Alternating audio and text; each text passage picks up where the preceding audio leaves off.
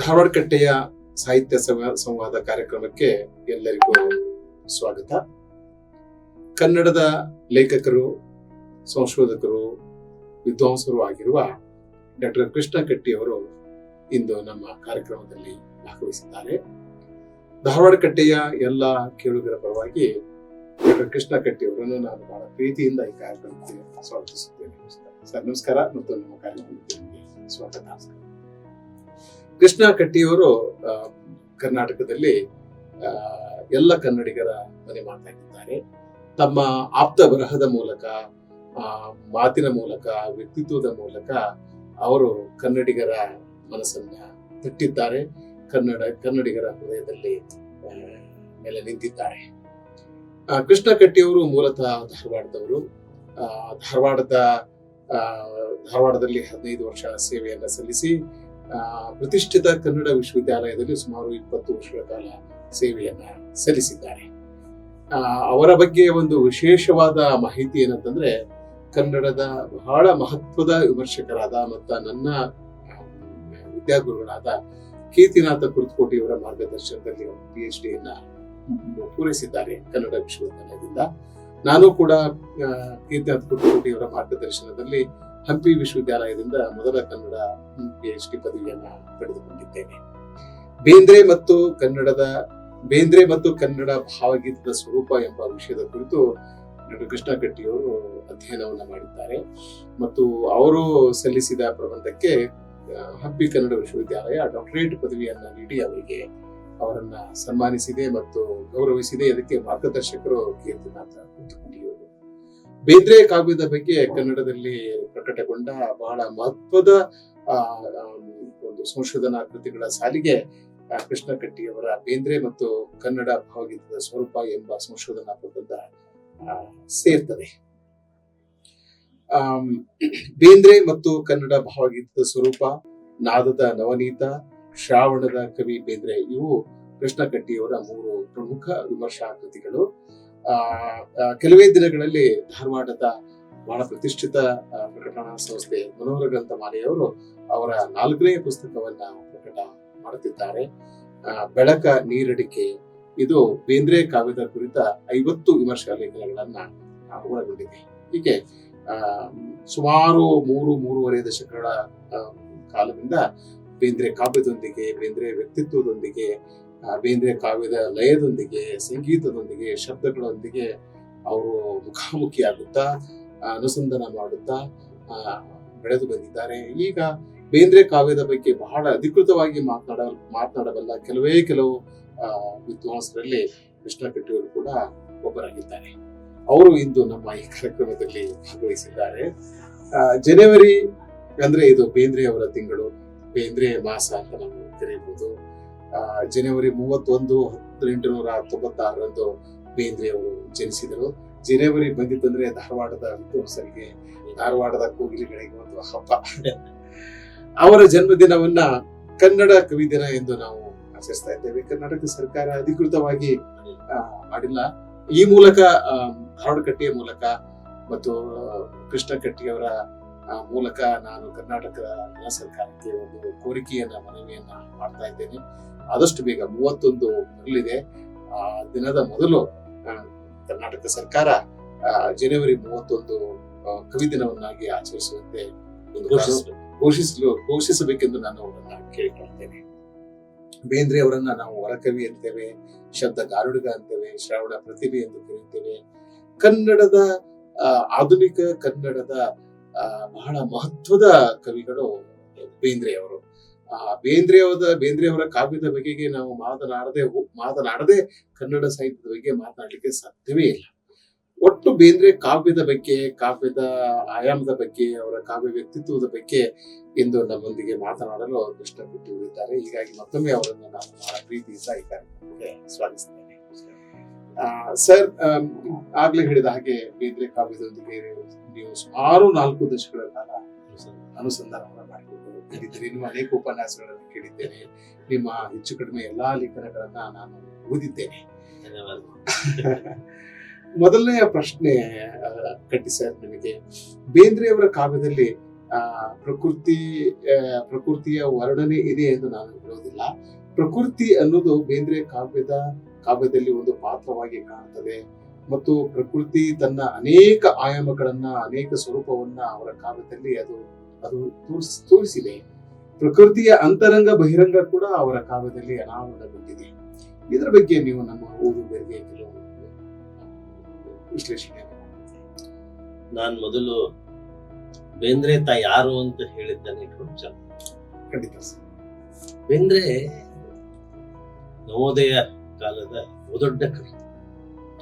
ಯಾವುದು ನೀವು ಇಂಗ್ಲಿಷಿನ ಇನ್ಫ್ಲೂಯೆನ್ಸ್ ಆಯ್ತು, ಎಲ್ಲಿಂದ ಆಯ್ತು ಗೊತ್ತಿಲ್ಲ, ಬಟ್ ನವೋದಯ ರೆನೆಸಾನ್ಸ್ ಅಂತ ಬಟ್ಟು ಉತ್ತರ ಕರ್ನಾಟಕದ ಮಟ್ಟಿಗೆ ಆ ಕಾಲಘಟ್ಟದಲ್ಲಿ ಉತ್ತರ ಕರ್ನಾಟಕ ಮತ್ತು ದಕ್ಷಿಣ ಕರ್ನಾಟಕ ಅಂತ ನೋಡುವ ಒಂದು ಪರಿಸ್ಥಿತಿ ಇತ್ತು.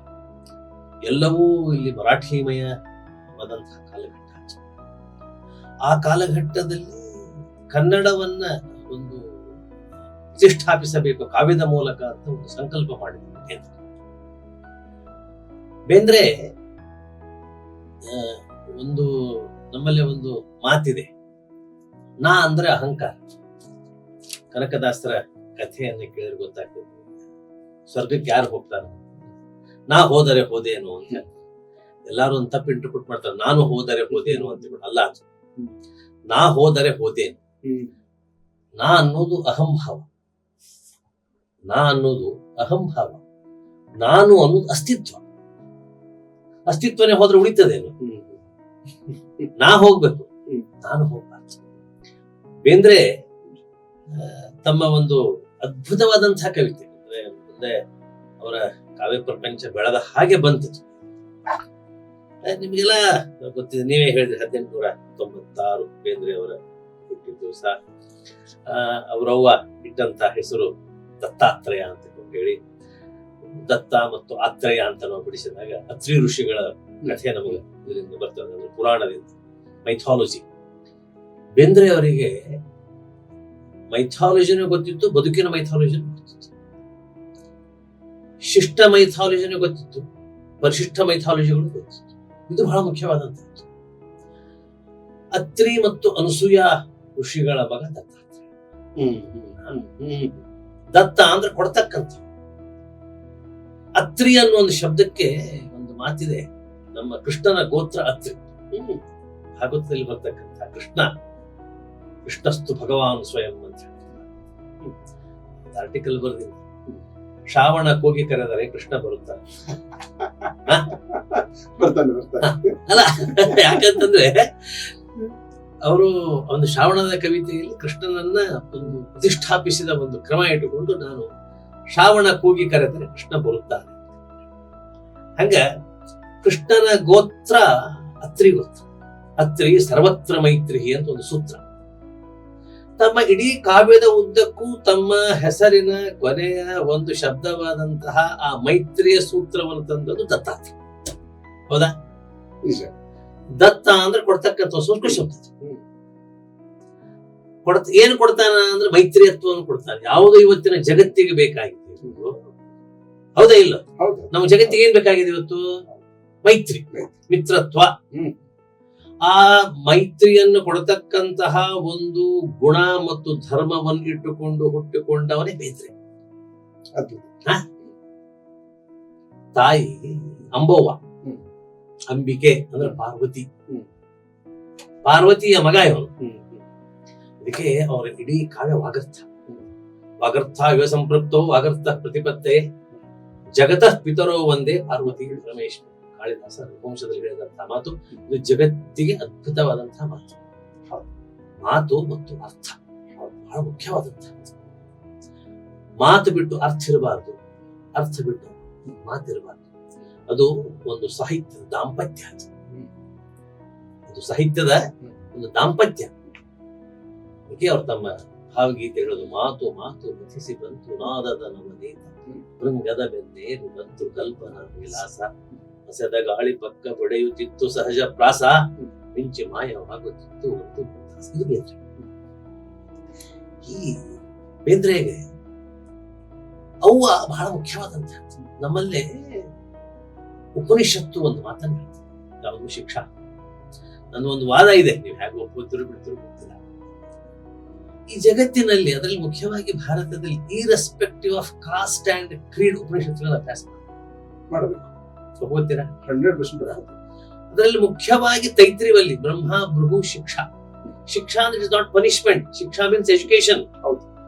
ಇವತ್ತೇನೋ ದೇಶ ಶಿಕ್ಷಾ ಅಂತ ಕೊಂಡು ಹೇಳೋದು, ನಿಮ್ಮ ಪರಿಕ್ರಮಗಳಿವೆ, ನಿಮ್ ಡಿಪಾರ್ಟ್ಮೆಂಟ್ಗಳಿವೆ, ಅದೆಲ್ಲ ಇದೆಯಲ್ಲ. ಶಿಕ್ಷಾ ಅಂತಂದ್ರ ಶಿಕ್ಷಣ.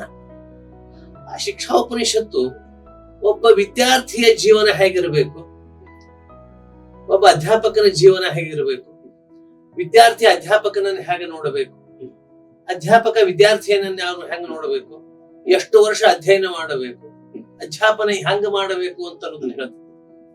ಆ ಇಡೀ ಅದರಲ್ಲಿ ಒಂದು ಅನುಶಾಸನ ಅಂತಿದೆ. ನಿಮ್ಗೆಲ್ಲ ಗೊತ್ತಿದೆ. ಯೂನಿವರ್ಸಿಟಿಯಲ್ಲಿ ನಾವು ಕನ್ವೆಕೇಶನ್ ಟೈಮ್ ನಲ್ಲಿ ಅದನ್ನ ಓದ್ತೀವಿ. ನಮ್ಮ ಕರ್ನಾಟಕ ಯೂನಿವರ್ಸಿಟಿಯಲ್ಲಿ ಕನ್ನಡದಲ್ಲಿ ಓದ್ತಾರೆ, ಕೆಲವು ಕಡೆ ಇಂಗ್ಲಿಷಲ್ಲಿ, ಹಿಂದಿಯಲ್ಲಿ, ಸಂಸ್ಕೃತದಲ್ಲಿ. ಅದರಲ್ಲಿ ಒಂದು ಮಾತಿದೆ, ಮಾತೃ ದೇವೋಭವ. ಜಗತ್ತಿನಲ್ಲಿ ಇವತ್ತು ಈ ಕೊಳ್ಳುಬಾಕ ಸಂಸ್ಕೃತಿ ಬಂದ. ಈ ಕೊಳ್ಳುಬಾಕ ಸಂಸ್ಕೃತಿಯಲ್ಲಿ ರೊಕ್ಕ ಕೊಟ್ರೆ ಎಲ್ಲಾ ಸಿಗ್ತದೆ, ಸಿಗ್ಲಾರ ವಸ್ತು ಅಂದ್ರೆ ಅವು ಹೋಗ್ಬೇಕು. ನಿಜ. ನಿಜ. ಏನ್ ಕೊಟ್ಟು ಸಿಗ್ತಾಳೆ ನಮ್ಮವ್ವ? ಹೌದಾ ಇಲ್ಲ? ಸಾಧ್ಯ ಇಲ್ಲ. ಅವ್ವ mother can not be lot. ಹೌದಿಲ್ಲ? ಅವ್ವ, ಅವರ ಅವ್ವನ ಅವ್ವ, ಅವರಿಬ್ಬರ ಪ್ರಭಾವದಲ್ಲಿ ಬೇಂದ್ರೆ ರೂಪು ಸಣ್ಣ ವಯಸ್ಸಿನೊಳಗೆ ಅಪ್ಪನ ಕಳ್ಕೊಂಡ್ಬಿಡ್ತಾರೆ. ಕಳ್ಕೊಂಡಾಗ ಸಾವು ಬೇಂದ್ರೆನ ಬೆನ್ನಿಗೆ ಬಿದ್ದಿತ್ತು. ಅವ್ರ ಅಜ್ಜಿ 17 ಹಿಡಿತಾಳೆ. 17 ಹಡೆದವರು ಒಂದು ಉಳಿಯಿತು ಅಂತ ಹೇಳ್ತಾರೆ ಬಾಲಿಕಾಂಡದೊಳಗೆ. ಅವ್ರವ್ವ ಹಡೆದದ್ದು 17, ಉಳಿದದ್ದು ಇವ್ರವ್ವ ಹೋಗ್ಬೇಕು. ಈ ಮನುಷ್ಯ 7 ಹಡಿದ್ರು ಉಳಿದದ್ದು 3. ಅಂದ್ರೆ ಸಾವನ್ನು ಬೆನ್ನಿಗೆ ಕಟ್ಟಿಕೊಂಡು ಸಹಿತ ಅಧೀರನಾಗದೆ ಬದುಕಿದ್ದಾರೆ. ಅವ್ರದ್ದು ಈ ಮಾತೃಸ್ವರೂಪದ ಬಗ್ಗೆ, ಆ ಬರೇ ಮಾತೃಸ್ವರೂಪ ಅಲ್ಲ, ಆ ಮಾತೃಸ್ವರೂಪದ ಜೊತೆಗೆ ತಾ ವಿಶ್ವಕವಿ ಹೇಗಾಗ್ತಾನೆ ಹೇಳ್ತಾರೆ. ಕನ್ನಡವನ್ನ ವಿಶ್ವಮಟ್ಟಕ್ಕೆ ಹೆಂಗ ತೆಗೆದುಕೊಂಡು ಹೋಗ್ಬೇಕು ಅಂತ ಹೇಳಿದ್ರೆ, ಅದು ಕನ್ನಡದಲ್ಲಿ ಇರಬಹುದು, ಆ ಮಾತು ಬೇರೆ. ಆದ್ರೆ ಅದಕ್ಕೆ ಒಂದು ಇಡೀ ಒಂದು ಗ್ಲೋಬಲ್ ಒಂದು ಐಡೆಂಟಿಟಿ ಏನ್ ಕೊಡ್ತದಲ್ಲ, ಅದು ಬಹಳ ದೊಡ್ಡದಾದಂತ. ಆ ಪದ್ಯದ ಹೆಸರು ನಾನು. ಅದಕ್ಕೆ ನಾನು ಹೇಳಿದೆ, ನಾನು ಅನ್ನೋದು ಬೇಂದ್ರೆ ಅವರ ಅಸ್ತಿತ್ವ. ಬೇಂದ್ರೆ ಅವರಲ್ಲೇ ನಾ ಹೋಗಿತ್ತು. ಅಹಂಕಾರ ಇಲ್ಲದೆ ಇದ್ದದ್ದಕ್ಕೆ ಬೇಂದ್ರೆ ಅದ್ಭುತವಾದಂತಹ ಕವಿಯ. ಯಾವಾಗಲೂ ಕತ್ತಲೆ ಮತ್ತು ಬೆಳಕು ಒಂದಕ್ಕೊಂದು ಸಹೋದರ ಸಂಬಂಧಿಗಳಿವೆ. ಹೌದಾ? ಹೌದಿಲ್ಲ? ಬೆಳಕು ಜ್ಞಾನ, ಕತ್ತಲೆ ಅಜ್ಞಾನ. ಈ ಕತ್ಲೆ ಏನ್ ಮಾಡ್ತದ ಅಂತಂದ್ರ, ಬೆಳಕು ಎಲ್ಲೆಲ್ಲಿ ಹೆಚ್ಚಾಗ್ತದೆ ಅಲ್ಲಿ ನುಸುಳಿಕ್ ಹೋಗ್ತದೆ. ಅದು ಒಳಗ್ ಬಂತು ಅಂದ್ರೆ ಅಹಂ ಬರ್ತದ. ಯಾವ ಕತ್ತಲೆಯಿಂದ ದೂರ ಇರ್ತಾನ ಅವ ಅಹಮ್ಮನ್ ಹೊರಗ. ಯಾವ ತನ್ನ ಬೆಳಕು ಬಹಳ ಚಲೋದ ಅಂತ ಕತ್ಲೆಯನ್ನು ಆವಾಹನ ಮಾಡ್ಕೋತಾನ ಅದ. ಬೇಂದ್ರೆ ಹೇಳ್ತಕ್ಕಂಥ ಒಂದು ಸಾತ್ವಿಕ ದರ್ಶನ ಆಯ್ತು. ಇಲ್ಲಿ ಬೇಂದ್ರೆ ಬಹಳ ಅದ್ಭುತವಾದಂತಹ ಪದ್ಯ. ನನ್ನ ಮೇಲಂಕರು ಮನಸ್ಸಿಗೆ ಬಹಳ ಪರಿಣಾಮ ಬೀರದಂತಹದ್ದು. ನಾನು ಬಹಳ ಕಡೆ ನನ್ನ ಭಾಷಣ ಬೇಂದ್ರೆ ಅವರ ಬಗ್ಗೆ ಉಪನ್ಯಾಸ ಮಾಡ್ಲಿಕ್ಕೆ ಹೋದಾಗ ಇದನ್ನು ನಾನು ಹೇಳ್ತೀನಿ. ಪದ್ಯದ ಹೆಸರು ನಾನು ಅಂತಿಕೊಂಡೆ. ವಿಶ್ವಮಾತೆಯ ಗರ್ಭ ಕಮಲ ಜಾತ ಪರಾಗ ಪರಮಾಣು ಕೀರ್ತಿನ. ವಿಶ್ವಮಾತೆಯ ಗರ್ಭ ಕಮಲ ಜಾತ ಪರಾಗ ಪರಮಾಣು ಕೀರ್ತಿನ. ಭೂಮಿ ತಾಯಿಯ ಮೈಯ ಹಿಡಿಮಣ್ಣ ಗುಡಗಟ್ಟಿ ನಿಂತಂಥ ಮೂರ್ತಿನ.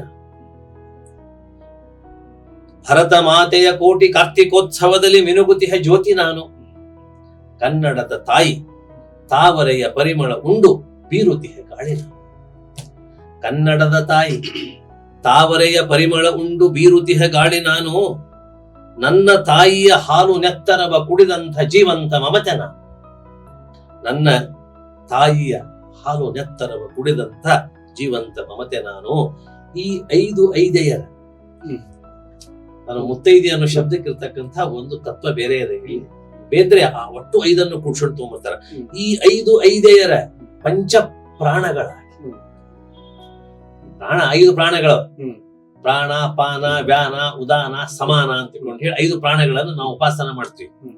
ಹಂಗ ಈ 5 ಐದೇಯರ, ಈ ಐದೇಯರ ಸ್ತ್ರೀಲಿಂಗ ಶಬ್ದ, ಈ 5 ಐದೇಯರ ಪಂಚ ಪ್ರಾಣಗಳಾಗಿ ಈ ಜೀವ ದೇಹನಿಹನು.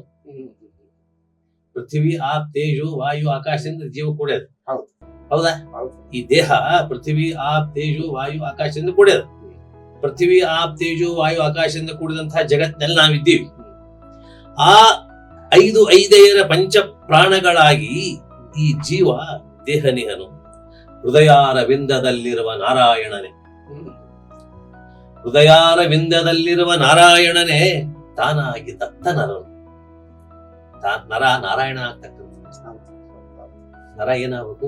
ನಾರಾಯಣನ. ಯಾವಾಗ ನಾರಾಯಣನಾಗ್ತಾನ? ತನ್ನ ಹೃದಯದಲ್ಲಿ ನಾರಾಯಣ ಇದ್ದಾನ ಅನ್ನೋ ಒಂದು ಪರಿಕಲ್ಪನೆ ಬೇಕು. ನನ್ನ ಹೃದಯದಲ್ಲಿ ದೇವರಿದ್ದಾನ.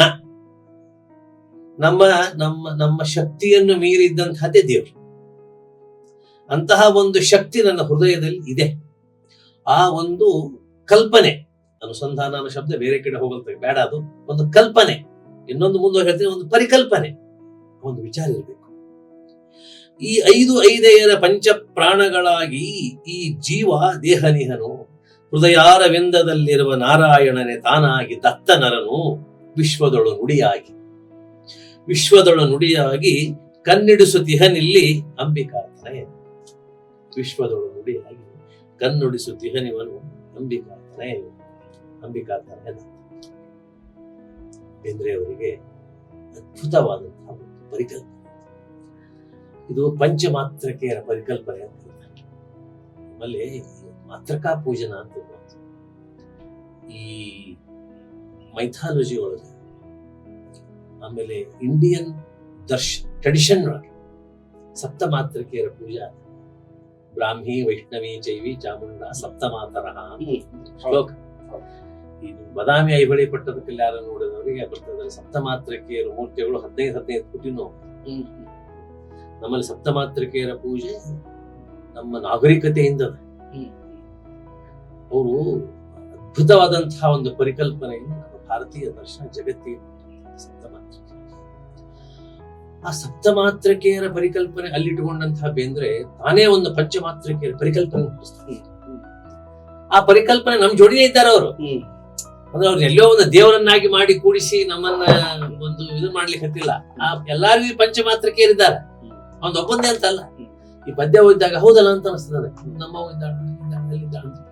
ಇಂಥ ಬೇಂದ್ರೆ ಕನ್ನಡದಲ್ಲಿ ಅದ್ಭುತವಾದಂತಹ ಕೆಲಸ. ಇವರಿಗೆ ಕಾವ್ಯದ ಪ್ರಭಾವ ಆದದ್ದೇ ತಾಯಿ. ಅವರ ಗರಿ ಕವನ ಸಂಕಲನವನ್ನು ನೋಡಿಬಿಟ್ರೆ ಈ ಎಲ್ಲಾ ಪರಿಕಲ್ಪನೆ ಗರಿ ಎಲ್ಲ ಗೊತ್ತಿದ್ದು. ಅವ್ರ ಮೊದಲನೇ ಕವನ ಸಂಕಲನ ಗರಿ ಬಂತು. ಗರಿ ಹೆಂಗ್ ಬಂತು ಅನ್ನೋದು ಗೊತ್ತಿದೆ.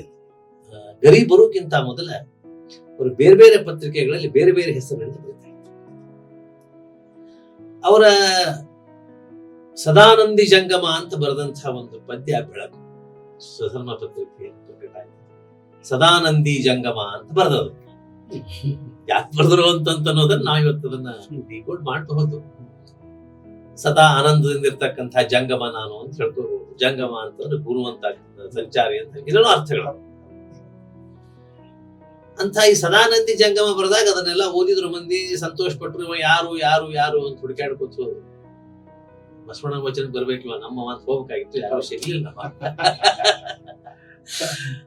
ಏನಾಯ್ತು, ಅದ್ರೊಳಗ ಅನೇಕ ಪದ್ಯಗಳನ್ನು ಬರೆದ್ರು. 1920 ಬರೆದಂತಹ ಪದ್ಯ ಯಾವುದು? ಬೆಳಗು. ಈ ಬೆಳಗು ಬಂದ್ಮೇಲೆ ಅದು ಆಯ್ತು. ಅದಾದ್ಮೇಲೆ ನಿಮಗೆ ಬೆಳಗಾವಿ ಸಾಹಿತ್ಯ ಸಮ್ಮೇಳನದ ಕಥೆ ಗೊತ್ತಿದೆ. ಅದಾದ ಮೇಲೆ ಮಾಸ್ತಿ ಅವರು ಬಂದು, ಇಲ್ಲ ಅದು ಹಕ್ಕಿ ಹಾರುತ್ತಿದೆ ನೋಡಿದ್ರ, ಹಾಡಿದ ಕೂಡಲೇ ಇದ್ರೆ ಈ ಹಕ್ಕಿ ಹುಡುಕಾಡ್ಕೊಂಡು ಬಂದ್ರು ಬಂದ ಕೂಡಲೇ ಇದ್ರ ನಿಮ್ಮೆಲ್ಲ ಪದ್ಯಗಳನ್ನು ಕೊಡ್ರಿ ಅಂತಂದ್ರು. ಬರೆದ್ರು. ಬಂದ ಕೂಡಲೇ ಇದ್ರೆ ಅದನ್ನ ತಗೊಂಡು ಹೋಗಿ ಅದನ್ನ ಪ್ರಕಟ ಮಾಡುವುದು ಅಂತ ತಿಳ್ಕೊಂಡು ಹೇಳಿ ನಿರ್ಧಾರ ಆಯ್ತು. ಪ್ರಕಟನೂ ಆತದ.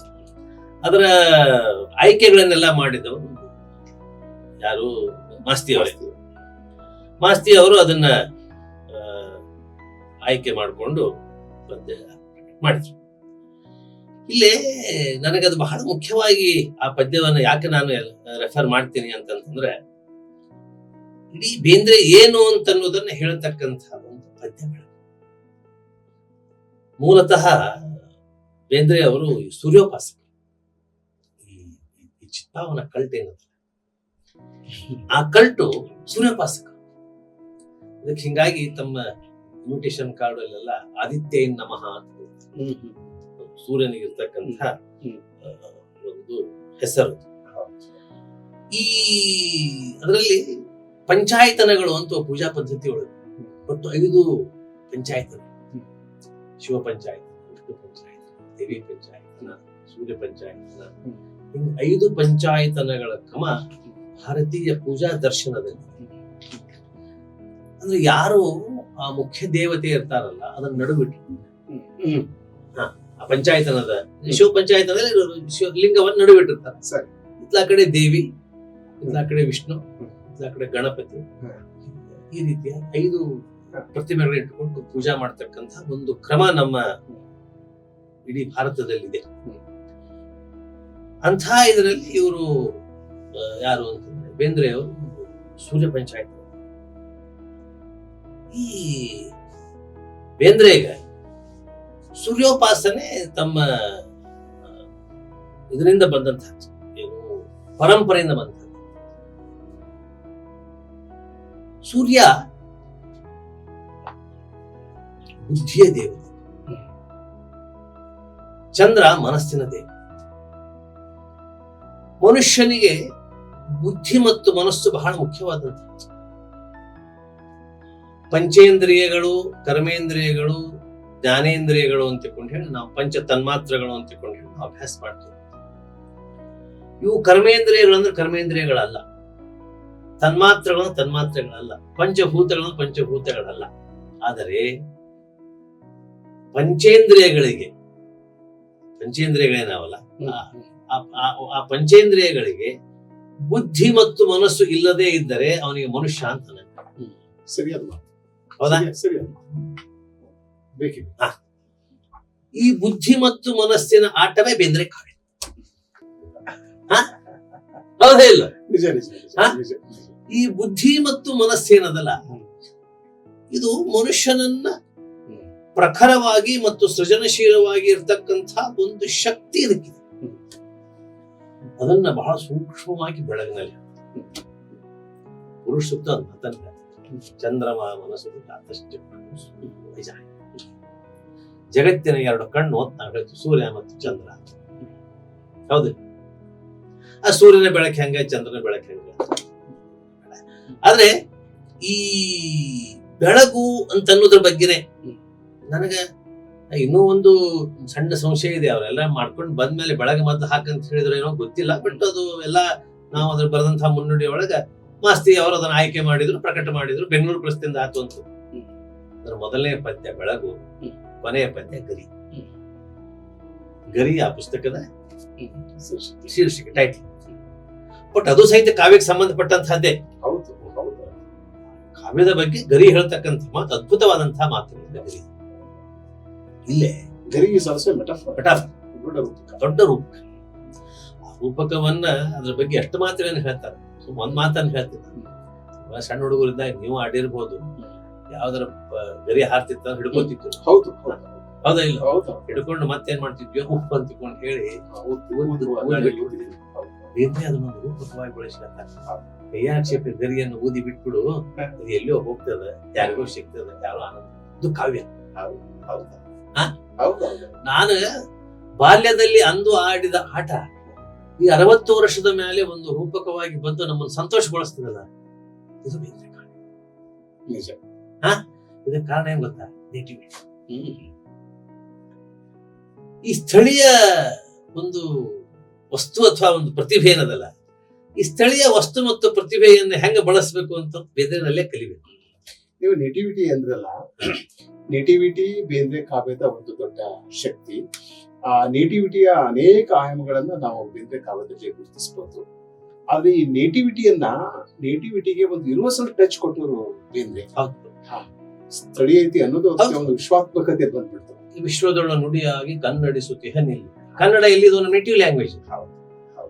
ನೇಟಿವಿಟಿ ಅಂತ ಅನ್ನೋದು ಬರೀ ಧಾರವಾಡ ಅಥವಾ ಯಾವ್ದೋ ಒಂದು ಊರು ಅಲ್ಲ. ನಮ್ ನೇಟಿವ್ ಲ್ಯಾಂಗ್ವೇಜ್ ಯಾವ್ದು? ನಾವೇನ್ ಕೇಳ್ತೀವಿ? ನಾವು ಬೇರೆ ದೇಶಕ್ಕೆ ಹೋದ್ರೆ ನಿಮ್ ನೇಟಿವ್ ಕಂಟ್ರಿ ಯಾವ್ದು ಅಂತ ಕೇಳ್ತಾರೆ, ಹೌದಾ ಇಲ್ಲ? ನಾವು ಬೇರೆ ರಾಜ್ಯಕ್ಕೆ ಹೋದ್ರೆ ನಿಮ್ ನೇಟಿವ್ ಸ್ಟೇಟ್ ಯಾವ್ದು ಅಂತ ಕೇಳ್ತಾರೆ. ನಾವು ಇದೇ ಸ್ಟೇಟ್ ಬೇರೆ ಊರಿಗೆ ಹೋದ್ರೆ ನಿಮ್ ನೇಟಿವ್ ಡಿಸ್ಟ್ರಿಕ್ಟ್ ಕೇಳ್ತಾರೆ. ನೇಟಿವಿಟಿ ಅಂತ ಅನ್ನೋದೇನು? ಅದನ್ನು ಮತ್ತೆ ನಾ ಹೇಳ್ಬೇಕಾದ್ರೆ ನಾನು ಅನ್ನೋದು ಅಸ್ತಿತ್ವನೇ ಅದು. ಉದಾಹರಣೆಗೆ ಈಗ ಹುಬ್ಬಳ್ಳಿ ಕವನ ಹೌದು. ನಾವು ನೀವು ಬರೆದ್ರೆ ಅದಕ್ಕೆ ಈ ಘನತೆ ಬರ್ತಾ ಇರಲಿಲ್ಲ, ಹೌದು. ಈ ಒಂದು ಆಯಾಮ ಅದಕ್ಕೆ ಬರ್ತಾ ಇರಲಿಲ್ಲ. ಹೌದು ಹೌದು ಅದನ್ನ ಬೇರೆ ರೀತಿಯಿಂದ ಓದ್ಬೋದಾಗಿತ್ತು. ಹೌದು ಹೌದು ಒಂದು ಸಣ್ಣ ಒಂದು ಘಟನೆ ಅದು ಹೌದು. ಅದೆಲ್ಲ. ಆದ್ರೆ ಆ ಬೇಂದ್ರೆ ಕಾವ್ಯದಲ್ಲಿ ಒಂದು ದೊಡ್ಡ ದೊಡ್ಡ ಪರಿಣಾಮ ಬೀರ್ತದೆ. ಮತ್ತು ಅನೇಕ ರೂಪಕಗಳು ಹೊಂಟು. ಹೊಂಟು. ಆಮೇಲೆ ಆ ಕಾಲಘಟ್ಟದ ಸಾಮಾಜಿಕ ಜೀವನವನ್ನು ಹೇಳ್ತು. ಹೌದು. ಆಮೇಲೆ ಅಂದ್ರೆ ಅದು ಮತ್ತೆ ನಾನು ರಸಸಿದ್ಧಾಂತಕ್ಕೆ ಬರ್ಬೇಕಾಗ್ತದೆ. ಈ ಬರೇ ಯಾವ್ದೋ ಒಂದು ಸಣ್ಣದೊಂದು ಬಸ್ ಸ್ಟ್ಯಾಂಡ್ ಹಾಡೋ ಹಾಡಲ್ಲ. ಅದಕ್ಕೊಂದು ಜಾನಪದ ಪ್ರತಿಭೆ, ಜಾನಪ್ರಭಾವ ಅಲ್ಲ ಅದು. ಅದನ್ನು ಮೀರಿದಂತಹ ಒಂದು ಶಕ್ತಿ ನಮ್ಮ ಹುಬ್ಬಳ್ಳಿ ಅವನು. ಹಂಗ ನಾನು ಈ ಮೂಡಲ ಮನೆಯನ್ನೇ ಇಟ್ಟುಕೊಂಡು ಬೇಂದ್ರೆ ಪ್ರವೇಶ ಯಾಕೆ ಮಾಡ್ಬೇಕು ಅಂತ. ನೀರಿಗೆ ಹರಿಯುವ ಶಕ್ತಿ ಅಂತ ಅನ್ನೋದು ನಿಮ್ಗೆಲ್ಲ ಗೊತ್ತಿದೆ. ಪಂಚೇಂದ್ರಿಯಗಳಿಗೆ ಅದ್ರ ಅನುಭವ ಬರ್ತದೆ, ಹೌದಾ ಇಲ್ಲ? ನೀರ್ ಹರಿತಿರ್ತದೆ, ಕಾಲ್ ಮೇಲೆ ಬಿದ್ದಾಗ ತಂಪಾಗ್ತದೆ, ಅದು ಅನುಭವಗಳು. ಆಮೇಲೆ ನೀರಡಿಕೆ ಆತು, ನೀರ್ ಕುಡಿಬೇಕು ಅಂತ ಅನಿಸ್ತದೆ. ನೀರ್ ನೋಡ್ತು ಅಂತ ಮನುಷ್ಯನಿಗೆ ಒಂದು ಸ್ವಭಾವ ಅದ, ಮತ್ತೆ ಬುದ್ಧಿ ಮತ್ತು ಮನಸ್ಸಿಗೆ ಹೋಗ್ಬೇಕು, ಹೌದಾ? ಆದ್ರೆ ಬೇಂದ್ರೆ ಬೆಳಗು, ನಾವು ಐತಿಹಾಸಿಕವಾಗಿ ಹತ್ತಿಕೊಳ್ಳದ ಬೆಳಗು ಅಂತ ಹೇಳ್ತೀವಿ, ಸ್ಟೇಷನ್ ಹತ್ರ ನೋಡಿದ್ರು ಅಂತ ಹೇಳ್ತೀವಿ. ಆದ್ರೆ ಆ ಹತ್ತಿಕೊಳ್ಳದ ಬೆಳಗು ಸಾರ್ವತ್ರಿಕವಾದಂತ. ನಿಮ್ಮೂರಾಗ್ಬೋದ, ನಮ್ಮೂರಾಗ್ಬೋದ, ಇವ್ರ ಊರಾಗದ, ಅವ್ರ ಊರಾಗದ, ಎಲ್ಲೆಲ್ಲಿ ಸೂರ್ಯ ಮೂಡ್ತಾನಲ್ಲ ಎಲ್ಲಾ ಕಡೆ ಇರುವುದೇ ಅದು. ಹತ್ತಿಕೊಳ್ಳ ಅನ್ನೋದು ಒಂದು ಒಂದು ಸ್ಥಳ, ಹೌದಾ ಇಲ್ಲ? ನಾವ್ ಎಲ್ಲಿ ಓದಿವಿ ಅಂತಲ್ಲಿ ಒಂದು ಸ್ಥಳ ಬೇಕಲ್ಲ, ಹಂಗ ಸ್ಥಳದ ಐಡೆಂಟಿಫಿಕೇಶನ್. ಆದ್ರೆ ಆ ಮೂಡಲ ಮನೆ ಅಂತ ಅನ್ನೋದು ಒಂದು ಶಬ್ದ ಇದೆ. ಅಂದ್ರೆ ಆ ಪೂರ್ವವನ್ನ ಒಂದು ಮನೆಯನ್ನು ಮಾಡಿದಂತ, ಹೌದಾ ಇಲ್ಲ? ಮನೆಗೆ ಅಸ್ತಿತ್ವದ. ಅದಕ್ಕೊಂದು ಇಲ್ಲಿ ಎರಡು ತತ್ವಗಳು ಕೆಲಸ ಮಾಡ್ತಾವ, ಒಂದು ಸ್ಥಿರ ತತ್ವ ಮತ್ತು ಚಂಚಲ ತತ್ವ.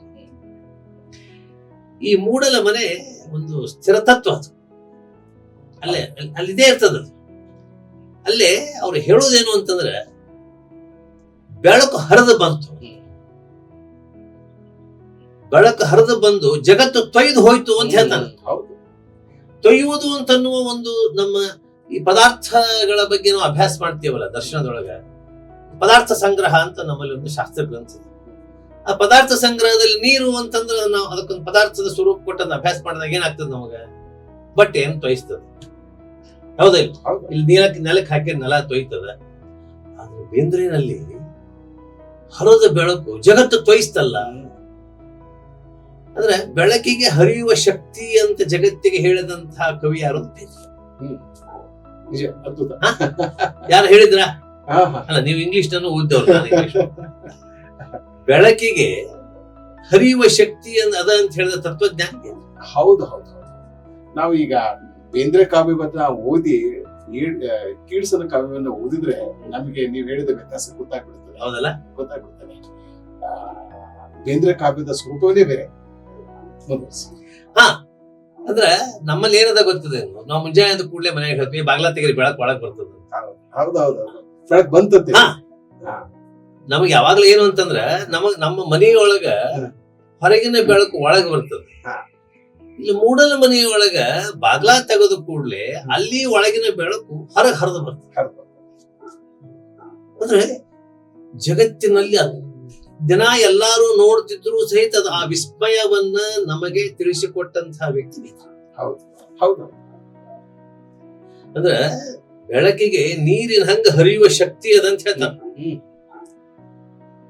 ಆ ಹರಿಯುವಿಕೆಯನ್ನು ನೋಡಿ, ಆ ಹರಿಯುವಿಕೆಯನ್ನು ನಮ್ಮ ಮನಸ್ಸಿನಲ್ಲಿ ದೃಢವಾಗಿ ಮೂಡಿಸ್ತಾನೆ.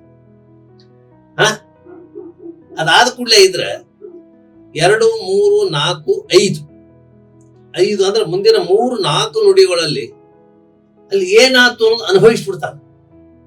ನಮ್ಮ ಹೆಂಗೆ ಎಷ್ಟು ಸಲ ಓದಿನೋ ಏನೋ ನನಗೆ. ಅಲ್ಲೇ ಆ ಮೊಗ್ಗುಗಳು ಪಟಪಟನೆ ಒಡೆದು ಅಂತ ಹೇಳ್ತಾನೆ. ಈ ಎಲ್ಲಾ ಶಬ್ದಗಳನ್ನ ಏನು ಹೇಳ್ತಾನಲ್ಲ, ಇಂದ್ರಿಯಜನ್ಯವಾದಂತಹದ್ದನ್ನು ಹೇಳಿ ಆ ಇಂದ್ರಿಯಗಳಿಗೆ ಏನ್ ಅನುಭವ ಆಯ್ತು ಅನ್ನೋದು ಮುಂದಿನ ನುಡಿಗಳಿಗೆ ಹೇಳ್ತಾರ. ಅದಕ್ಕೆ ಒಂದು ಹೂವು ನಮ್ಮ ಅಧ್ಯಾತ್ಮದ ಪರಿಕಲ್ಪನೆಯಲ್ಲಿ ಬಂದಾಗ ಅದು ಬೇಂದ್ರೆಯಲ್ಲೂ ಬರ್ತದೆ, ಕೆಲವು ಕಡೆ ಬರೆದಿನ ಹೂವು ದಿನಾಲು ಅದು ಗುಣಧರ್ಮ. ಒಂದು ಹೂವಿನ ಆಸೆ ಏನಿರ್ತದ ಅಂತಂದ್ರೆ ಅರಳಬೇಕು, ಅವ ಸೂರ್ಯ ಬರಬೇಕು, ಅವ ಅರಳಿಸ್ಬೇಕು ನನ್ನ, ನಾ ಭಗವಂತನ ಪಾದಕ್ಕೆ ಹೋಗಿ ಬಿದ್ದು ನಾನು ಉದ್ಧಾರ ಆಗ್ಬೇಕು. ಕೆಲವು ಹೂ ಹಂಗಲ್ಲ, ಅರಳ್ತಾವ, ಅರಳಿ ಪರಾಗ ಸ್ಪರ್ಶಿ ಮಾಡಿಸ್ಕೊತಾವ. ಆ ಪರಾಗ ಸ್ಪರ್ಶದಲ್ಲಿ ಆ ದುಂಬಿ ಕಡೆಯಿಂದ ಹಿಂಸೆ ಮಾಡಿಸ್ಕೊತಾವ. ಆ ಹಿಂಸೆ ಅನ್ನೋದೇ ಒಂದು ಪರಾಗ ಸ್ಪರ್ಶ, ಅದು ಪುನಃ ಸೃಷ್ಟಿಗೆ ಸೃಜನತೆಗೆ ಕಾರಣ. ಆ ಪರಾಗ ಸ್ಪರ್ಶದಲ್ಲಿ ಏನು ಆ ರಸ ಬಿಡುತ್ತದಲ್ಲ, ಆ ರಸ ಮುಂದೆ ಹಣ್ಣಿನ ರಸ ಈ ಕಣ್ಣು ಹೊರಟಾಗ್ತದೆ ಅಂತ ಹೇಳೋದು ಬೇಂದ್ರೆ. ಇದು ಬೇಂದ್ರೆ ಪ್ರತಿಭೆ, ಅದ್ಭುತವಾದಂತ. ಹೌದಲ್ಲ? ಹೌದು. ಈಗ ಬಾ ಭೃಂಗವೇ ಬಾ ವಿರಾಗ ಅಂದದಿ ಬಾ ಅಂತ ಒಂದು ಹೂವು ಮತ್ತು ಭೃಂಗ ಮಾತಾಡ್ತಾವ. ಭೃಂಗಕ್ಕ ಹೂ ಹೇಳ್ತದಂತ, ನಾನು ನೀನು ಗೆಳೆಯರು ಹಂಗ್ಯಾಕೆ ಹುಚ್ಚನಂಗೆ ಅಡ್ಡಾಡ್ತೀಯ, ವಿರಾಗತನ ಯಾಕೆ ಬೇಕು ನನಗೆ, ಆ ವಿರಾಗತನ ಮಾಡ್ಬೇಡ, ಬಾ ನಿಂದೇನು ಕರ್ತವ್ಯದ ನೀ ಮಾಡು, ನನ್ನ ಕರ್ತವ್ಯ ಮಾಡ್ತೀನಿ. ನಮ್ಮಿಬ್ಬರ ಕರ್ತವ್ಯದಿಂದ ಒಂದು ಧರ್ಮ ಅಂತ ಹುಡ್ತದೆ. ಅದು ಯಾವ ಧರ್ಮ ಅಂತ, ಹಣ್ಣು ಅಂತಕ್ಕಂಥ ಧರ್ಮ ಹುಡ್ತದ. ಆ ಹಣ್ಣು ಅಂತ ಮತ್ ಪುನಃ ಸೃಷ್ಟಿ ಆಗ್ತದೆ. ಹೌದಾ ಇಲ್ಲ? ಹಂಗ ಈ ಪಟಪಟನೆ ಒಡಿದು ಅಂತ ಅನ್ನೋದೊಂದು ಶಬ್ದ ಬಳಸಿದಲ್ಲ, ಈ ಪಟಪಟನೆ ಕೇಳಿರ್ಬೇಕು ಅವರು ಅಂತ ಅನಿಸ್ತದೆ. ನಮ್ಮಲ್ಲಿ ಅರಳು ಹುರಿತಾರ, ಅರಳು ಹುರಿಬೇಕಾದ್ರೆ ಹೇಳ್ತಾರೆ ಪಟಪಟ ಶಬ್ದ ಮಾಡಿದ್ವು ಅಂತ. ಹಂಗ ಇಲ್ಲಿ ಹೇಳೋದು ಮಾತೇನು ಅಂತಂದ್ರೆ, ಅದು ಸುವಾಸನೆ ಇಂದ್ರಿಯಜನ್ಯವಾದಂತಹ ಎಲ್ಲಾ ಅನುಭವಗಳನ್ನ ಹೇಳ್ತಾರೆ. ಆ ಮೊಗ್ಗುಗಳು ಸೂರ್ಯ ಬರೋದಕ್ಕೆ ತಯಾರಾಗಿ ಕೂತಿರ್ತಾವ, ಒಡೆದ್ ಬಿಡ್ತಾವ. ಕಾಳಿದಾಸನ ಮೇಘದೂತದಲ್ಲಿ ಬರ್ತಕ್ಕಂಥ ಬಹಳ ಮುಖ್ಯವಾದಂತಹದ್ದು. ಕುಬೇರ ಸಂಜೆ ಮುಂದೆನೆ ಹೂ ತಂದಿಟ್ಬಿಡ್ತಾರ, ಹೊಸದಾಗಿ ಲಗ್ನ ಆಗಿರ್ತದ, ಮುಂಜಾನೆ ಎಲ್ಲಿ ಹೋಗ್ಲಿ ಅಂತ ಒಂದು ದುಂಬಿ ಇದಾಗಿ ಕೂತ್ಬಿಟ್ಟಿರ್ತದ ಹೂವಿನೊಳಗೆ. ದುಂಬಿಗೆ ಮನೆ ಯಾವ್ದು ಹೂವೆ, ಹೂವಿನೊಳಗೆ ಬಂದು ಕೂತ್ಬಿಡ್ತದ. ಸೂರ್ಯಾಸ್ತ ಆತು ಅನ್ನೋದು ಹೂವು. ಕೆಲವು ಹೂ ಏನಾಗ್ತಾವ ದಿನ ಅರಳಿ ದಿನ ಬಾಡ್ತಾವ. ಕೆಲವು ಹೂಗಳಿಗೆ ಬಾಡುವಿಕೆ ವಾರ 8 ದಿವಸ 10 ದಿವಸ ಇರ್ತದೆ. ಅದು ಮುಂದೆ ಅದು ಹಣ್ಣು ಕಾಯ ಹೋಗಲ್ಲ, ಆ ಪರಿವರ್ತನೆಗಳಾಗಲ್ಲ. ಹಿಂಗಾಗಿ ಅಲ್ಲಿ ಕೂತ್ ಬಿಟ್ಟಿರ್ತದ. ಕುಬೇರ ಮುಂಜಾನೆ ಪೂಜಾ ಕೈ ಹಾಕಿದಾಗ ಆ ದುಂಬಿ ಹೋಗಿ ಕಡಿತದ. ಯಾಕಂದ್ರ ಯಾವಾಗ್ಲೂ ದುಂಬಿ ಮತ್ತು ಜೇನುನೊಣಗಳು ಅವುಗಳ ಕೇಲಿಯನ್ನು ನೀವು ಡಿಸ್ಟರ್ಬ್ ಮಾಡಿದ್ರೆ ಅಷ್ಟೇ ಕಡಿತದೆ. ಯುಗಾದಿ ಪದ್ಯದಲ್ಲಿ ಹೇಳ್ತಾರೆ, ರಂಗದ ಸಂಗೀತ ಕೇಲಿ. ಕೇಳಿ ಅಲ್ಲದು, ಕೇಲಿ ಅಂತಂದ್ರೆ ಮೈಥುನದ ಆಟ. ರಂಗದ ಸಂಗೀತ ಕೇಲಿ ಮತ್ತೆ ಕೇಳಿ ಬರುತ್ತಿದೆ. ಅಂದ್ರೆ ಆ ದುಂಬಿಗಳು ಆಡುವ ಯುಗಾದಿಯ ಆ ಹೂಗೊಂಚಲದಲ್ಲಿ ಆಡುವುದನ್ನ ಇವ ಹೆಂಗ ಕೇಳಿದ ಅಂತ ಅನ್ನೋದು. ಇದು ಯುಗಾದಿ ಕಳೆದರು ಯುಗಾದಿ ಮರಳಿ ಬರುತ್ತಿದೆ ಅಲ್ಲಿ ಹೇಳ್ತಾರ ಅವ್ರು. ಹಂಗಿಲ್ಲೇ ಕೆಲವು ಹೂಗಳು ಪಟಪಟನೆ ಒಡೆದು ಹೋಗ್ಬಿಟ್ಟಿರ್ಬೇಕು. ಆ ಒಡೆಯುವ ಶಬ್ದವನ್ನು ಕೇಳಿದ್ದಾರ ಇವ. ಅದಾದ ಮೇಲೆ ನಮ್ಮಲ್ಲೇ ಈ ಸೈನ್ಸ್ ನಲ್ಲಿ ಬಾಷ್ಪೀಭವನ ಅಂತ ಹೇಳ್ತು. ಎಲಿ ಮೇಲೆ ಮತ್ತು ಹೂವಿನೊಳಗೆ ನೀರು, ಆ ನೀರಿನ ಶಬ್ದ, ಆ ನೀರನ್ನ ನೋಡ್ಕೊಂಡು ಅದನ್ನ ಅಮೃತ ಅಂತ ಹೇಳಿದ್ನಲ್ಲ. ಅಂತಂದ್ರೆ ಇಲ್ಲೇ ಮುಂಜಾನೆ ರಾತ್ರಿ ಅದು ಇದು ಆಗ್ಬೇಕಾದ್ರೆ ಏನಿದ್ದೇ ಇಲ್ಲಲ್ಲ. ನಾವು ಮುಂಜಾನೆ ಹೂ ಅರಳಿದಾಗ ಅಲ್ಲಿ ಏನಿತ್ತು ಅಂತಂದ್ರೆ ಅಲ್ಲಿ ಒಂದು ಅಮೃತದ ಬಿಂದು ಇತ್ತು. ಯಾವ್ದು ನಮ್ಮ ಸಮುದ್ರ ಮಥನ ಅಮೃತದ ಬಿಂದುಗಾಗೆ ಪಡೆದಾಡ್ತು. ಅಮೃತ ಅಂತಂದ್ರೆ ಕಾವ್ಯ, ಅಮೃತಕ್ಕೆ ಹಾರುವ ಗರುಡ. ಅಮೃತ ಮತ್ತು ಗರುಡದಲ್ಲಿ ಅಮೃತವನ್ನು ಹಿಡಿಲಿಕ್ಕೆ ಗರುಡ ಹಾರ. ಮತ್ತೊಂದು ಪುರಾಣದ ಕಥೆ ಅಂತಂದ್ರೆ ಅದನ್ನ ಪ್ರಶ್ನೆ ಕೇಳ್ಕೊತ ಇಲ್ಲಿಂದ ಸ್ವರ್ಗದಾಗಿರೋದು ಅದು ಅಮೃತ. ಇಲ್ಲಿ ಯಾರು ತಂದಿಟ್ಟು, ಹೆಂಗ ಬಂತದು? ನಾವೇ ಆಶ್ಚರ್ಯ ಪಡ್ತೀವಲ್ಲ, ನಾವು ಹೋಗ್ಬೇಕಾದ್ರೆ ಇದ್ದಿದ್ದಿಲ್ಲ ಈ ವಸ್ತು ಇಲ್ಲಿ ಯಾಕೆ ಬಂತು ಅಂತಂದ್ರೆ ಜಗತ್ತನ್ನ ಒಂದು ಆಶ್ಚರ್ಯ ಪಡಿಸ್ತಕ್ಕಂಥದ್ದನ್ನು ಹೇಳ್ತಾ ಹೇಳ್ತಾ ಒಂದು ದರ್ಶನ ಹೇಳ್ತಾರೆ. ಆಮೇಲೆ ಅದಕ್ಕಿಂತ ಮುಖ್ಯವಾಗಿ ಈ ಚೌರಿ ಬೀಸುದು ಅಂತ ಅದು ಶಿಷ್ಟದಲ್ಲಿಯೂ ಇದೆ, ಪರಿಶಿಷ್ಟದಲ್ಲಿಯೂ ಇದೆ. ಹೌದಾ ಇಲ್ಲ? ಆ ಚೌರಿಯ ಬೀಸುವುದನ್ನ ಕಾವ್ಯ ದೇವತೆ ಉಪಾಸನಾಕ್ ಹೆಂಗ ಬಳಸ್ತಾರ. ಇವೆಲ್ಲ ಮುಂದೆ ಕಾವ್ಯ ದೇವತೆ ಶಿಫ್ಟ್ ಹಾಕೋತ್ ಹೋಗ್ತಾ ಇವೆ. ಹೌದು. ನಾನು ಬರೀ ಒಂದು ಸಣ್ಣ ಅರ್ಥದಲ್ಲಿ ಹೋಗ್ತಾ ಇದ್ದೀನಿ, ಧ್ವನ್ಯಾರ್ಥಕ್ಕೆ ಹೋದಾಗ ಅದು ಅಲ್ಲಿ ಒಳಗೆ ಮತ್ತೆ ಅವ್ರ ಕಾವ್ಯ ದೇವತೆನೆ. ಅದಾದ ಮೇಲೆ ಗಿಡಗಂಟೆಯ ಕೊರಳೊಳಗಿಂತ ಹಕ್ಕಿಗಳ ಹಾಡು, ಆಗ ನೀವು ಕೇಳಿದಂತಹ ಸಂಗೀತದ ಬಗ್ಗೆ ಮುಂದೆ ನಾದಲೀಲೆಗೆ ಹೋಗೋದು ಅಂತಂದ್ರೆ ನಮ್ಮ ಗಿಡ ಗಂಟಿ ಅಲ್ಲೇ ನೀವು ಒಕ್ಕಲ್ತನ ಮಾಡಿದ್ರೆ ಗೊತ್ತಿತ್ತು, ಮುಂಜಾನೆ ಅವು ನಮ್ ದನ ಬಿಟ್ಟು ಅವು ಹೊಟ್ಟು ಅಂತಂದ್ರೆ ಅವುಗಳ ನಡಿಗೆನೆ ಒಂದು ಸಂಗೀತಮಯ ಇರುತ್ತೆ. ಹೌದು. ಅಂತಾರೆ ಇಲ್ಲಿ ಎರಡಿದೆ, ಅಗ್ರಿಕಲ್ಚರ್ ಓರಿಯೆಂಟೆಡ್ ಹೇಳ್ಕೊತ ಬರ್ತಾರೆ ಇಷ್ಟೆಲ್ಲ. ಅದಾದ್ಮೇಲೆ ಅದು ಏನಾಯ್ತು ವಾತಾವರಣ ಅಂತ, ಗಂಧರ್ವರ ಸೀಮೆಯ ಸ್ಟೇಟ್ಮೆಂಟ್ ಏನು, ಸೂರ್ಯ ಬಂದ ಇಷ್ಟೆಲ್ಲ ಬದಲಾವಣೆ ಆಯ್ತು. ಆ ಬದಲಾವಣೆ ನನಗಂಕರ್ ಗಂಧರ್ವರ ಸೀಮೆ ಅಂತ ಆಯ್ತು, ನೀನು ಗಂಧರ್ವರ ಸೀಮೆ ಅಂತ ಪರಿಕಲ್ಪನೆ ಮಾಡ್ಕೊ ಅಂತ ನಮ್ಗೆ ಆದ್ಮೇಲೆ ಬಹಳ ಮುಖ್ಯವಾದಂತ ಕಂಡೀತು ಕಣ್ಣು. ಇಂದ್ರಿಯಜನ್ಯವಾದಂತಹ ಜ್ಞಾನದ ಬಗ್ಗೆ ಬೇಂದ್ರೆ ಯಾವುದೋ ಅನುಭವ ಮತ್ತು ಈ 5 ಇಂದ್ರಿಯಗಳಿಗೆ ಆಗ್ತಕ್ಕಂಥ ಅನುಭವ, ಅದಾದ ಮೇಲೆ ಮನುಷ್ಯನಲ್ಲಿ ಆಗ್ತಕ್ಕಂತಹ ಬದಲಾವಣೆ ಹೇಳ್ತಾರೆ. ಕಂಡೀತು ಕಣ್ಣು ಯಾರು, ಸೂರ್ಯೋದಯವನ್ನು. ಅದಕ್ಕೆ ನಮ್ಮಲ್ಲೇ ಒಂದು ಮಾತಿದೆ, ಕೇಳಿಸುವುದಿದು ನೋಡೆ ಕೇಶವನ ಕೊಳಲದು. ಗೋಪಿಕಾಸ್ತ್ರೀಯರು ಕೃಷ್ಣನ ಹುಡುಕ್ಬೇಕಾರೆ ಅಕ್ರೂರ ಕರ್ಕೊಂಡು ಹೋಗ್ತಾನೆ ಕೃಷ್ಣ, ಭಾಗವತದಲ್ಲಿ ಬರ್ತಕ್ಕಂಥ ಗೊತ್ತಿದೆ. ಗೋಪಿಕಾಸ್ತ್ರೀಯರು ಒಂದು ಗೋಪಿ ಗೀತ ಅಂತ ಭಾಗವತದಲ್ಲಿ ಅದ್ಭುತವಾದಂತಹ ಅತ್ಯಂತ ರಮ್ಯವಾದ ಕಾವ್ಯ. ಕೃಷ್ಣ ಹೆಂಗಿದ್ದ ಅಂತಲ್ಲಿ ಹೇಳ್ತಾಳ ಗೋಪಿ ಹೇಳ್ತಾಳ, ರುರುದುಹೋ ಸುಸ್ವರನ್ ರಾಜನ್ ಕೃಷ್ಣ ದರ್ಶನ ಲಾಸಹ. ನನ್ನ ಇಚ್ಛಾ ಏನದಂತ ನೋಡ್ಬೇಕು. ತಾಸಾಂ ಆವಿರ ಬುಚ್ಚೌರಿಗೆ ಸ್ವಯಮಾನ ಮುಖಾಂಬುಜ ಪೀತಾಂಬರಧರ ಸ್ವಗೃಹ ಸಾಕ್ಷಾತ್ ಮನ್ಮಥ ಮನ್ಮಥ. ಹಂಗ ಕಂಡೀತು ಕಣ್ಣು, ಸವಿದೀತು ನಾಲಿಗೆ. ನೀವು ಕೇಳ್ಬೋದು ಪ್ರಶ್ನೆ, ಏನ್ ಸವಿತು ನಾಲಿಗೆ? ಅಮೃತದ ಬಿಂದು ಇತ್ತಲ್ಲ. ಪಡಿದೀತಿ ದೇಹ, ಏನ್ ಪಡಿತಿ ದೇಹ? ಸ್ಪರ್ಶ. ಆ ಸೂರ್ಯೋದಯದ ಸ್ಪರ್ಶ ಒಂದು, ಈ ಪ್ರಕೃತಿಯಲ್ಲಿ ಆಗತಕ್ಕಂಥ ಎಲ್ಲಾ ಬದಲಾವಣೆಗಳ ಸ್ಪರ್ಶವೂ ದೇಹಕ್ಕೆ ಆಗ್ತದೆ. ಕೇಳಿತು ಕಿವಿಯು, ಯಾವ್ದು ಪಟಪಟನೆ ಹೊಡೆದಿದ್ದು, ಬೇರೆ ಬೇರೆ ಗಿಡಗಂಟೆಯ ಕೊಳಗಿನ ಹಾಡು, ಚೌರಿ ಬೀಸಿದ್ದು, ಮೂಸೀತು ಮೂಗು. ಇಷ್ಟೆಲ್ಲ ಆದ್ಮೇಲೆ ತನ್ಮಯವೀ ಗೇಹ, ದೇವರದು ಈ ಮನಸ್ಸಿನ ಗೇಹ. ಈ ಗೇಹ ಮತ್ತು ದೇಹ ಬಸವಣ್ಣನ ಹೇಳ ಉಪನಿಷತ್ ಕಾಲ ಏನು ಅಂತಂದ್ರೆ, ಈ ದೇಹ ದೇವರ ಮನೆ ಆಗ್ತದೆ. ಉಪನಿಷತ್ ಕಾಲದಲ್ಲಿ ಈ ದೇಹವನ್ನ ರಥಕ್ಕೆ ಹೋಲಿಸ, ಬಸವಣ್ಣನ ಮೇಲಿನ 2 ಶಬ್ದ ಬಿಟ್ಬಿಡು, ಅದನ್ನ ಕಾಂಟೆಕ್ಸ್ಟ್ ಬಿಟ್ಬಿಡು, ಉಳ್ಳವರು ಶಿವಾಲಯ ಅದು 2 ಬಿಟ್ಬಿಟ್ರೆ ಮುಂದಿನ ಪದ್ಯದ ಮುಂದಿನ 2 ಸಾಲುಗಳನ್ನು ನೋಡಿದ್ರೆ, ಕಾಲೇಕಂ ದೇಹವೇ ದೇಗುಲ ಶಿರವೇ ಹೊನ್ನ ಕಳಸವರು ಕೂಡಲ ಸಂಗಮನೇ ಅಂತಂದ್ರೆ, ದೇಹವನ್ನ ದೇವಾಲಯವನ್ನವಾಗಿ ಹಾಗೆ ಪರಿವರ್ತನೆ ಮಾಡಿಕೊಳ್ಳಬೇಕು ಅಂತ ಏನು ನಮ್ಮಲ್ಲಿ ಅರಿವೇ ಗುರು ಅನ್ನೋ ತತ್ವದಾಗ ಏನ್ ಬರ್ತಾರೆ ಬೇಂದ್ರೆ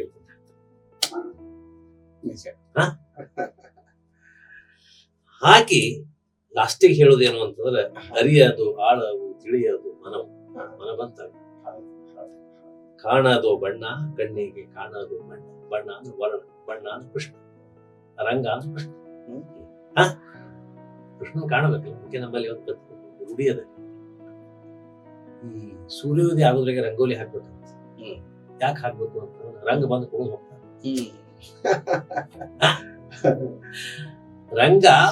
ರಂಗವಲ್ಲಿ ಅದು ರಂಗವಲ್ಲಿ ಅಂದ್ರೆ ಸೂರ್ಯೋದಯದ ಹೆಂಗ್ ಬರ್ತಾನಂದ್ರೆ ಸೂರ್ಯನೇ ಬರೋವಲ್ಲೇ. ಸೂರ್ಯ ಅದಕ್ಕೆ ಸೂರ್ಯೋದಯದಕ್ಕಿಂತ ಮೊದಲ ಮನೆ ಮುಂದೆ ತಡೆ ಹಾಕ್ಬೇಕು. ಶಾಂತಿ ರಸವೇ ಮತ್ತೆ ಹೋಗ್ಬೇಕು. 9 ಭರತನ ನಾಟ್ಯಶಾಸ್ತ್ರದ ಎಲ್ಲ ರಸ ಸಿದ್ಧಾಂತವನ್ನು ಕಾವ್ಯಕ್ಕೂ ಜೀವನಕ್ಕೂ ಬಳಸಿಕೊಂಡು, ಜೀವನಕ್ಕೂ ರಸ ಬಹಳ ಮುಖ್ಯವಾದಂತಹದ್ದಂತ ಹೇಳಿದವನು ಬೇಂದ್ರೆ. ಈ ಇಡೀ ಜೀವನ ಏನಿದೆ ಅಲ್ಲ, ಈ ಜೀವನ ರಸ ಸಿದ್ಧಾಂತದ ಮೇಲೆ ಬದುಕಿದೆ.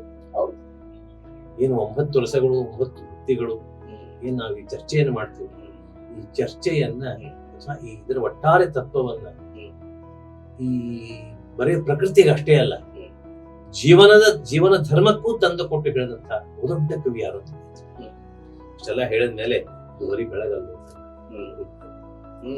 ಹಾಗಾಗಿ ಹರಿಯುವ ಬೆಳಕನ್ನು ನಿಂದ್ರಿಸಿ ಬಗ್ಸಿ ತುಂಬಾ ನೀರು ಕುಡಿದ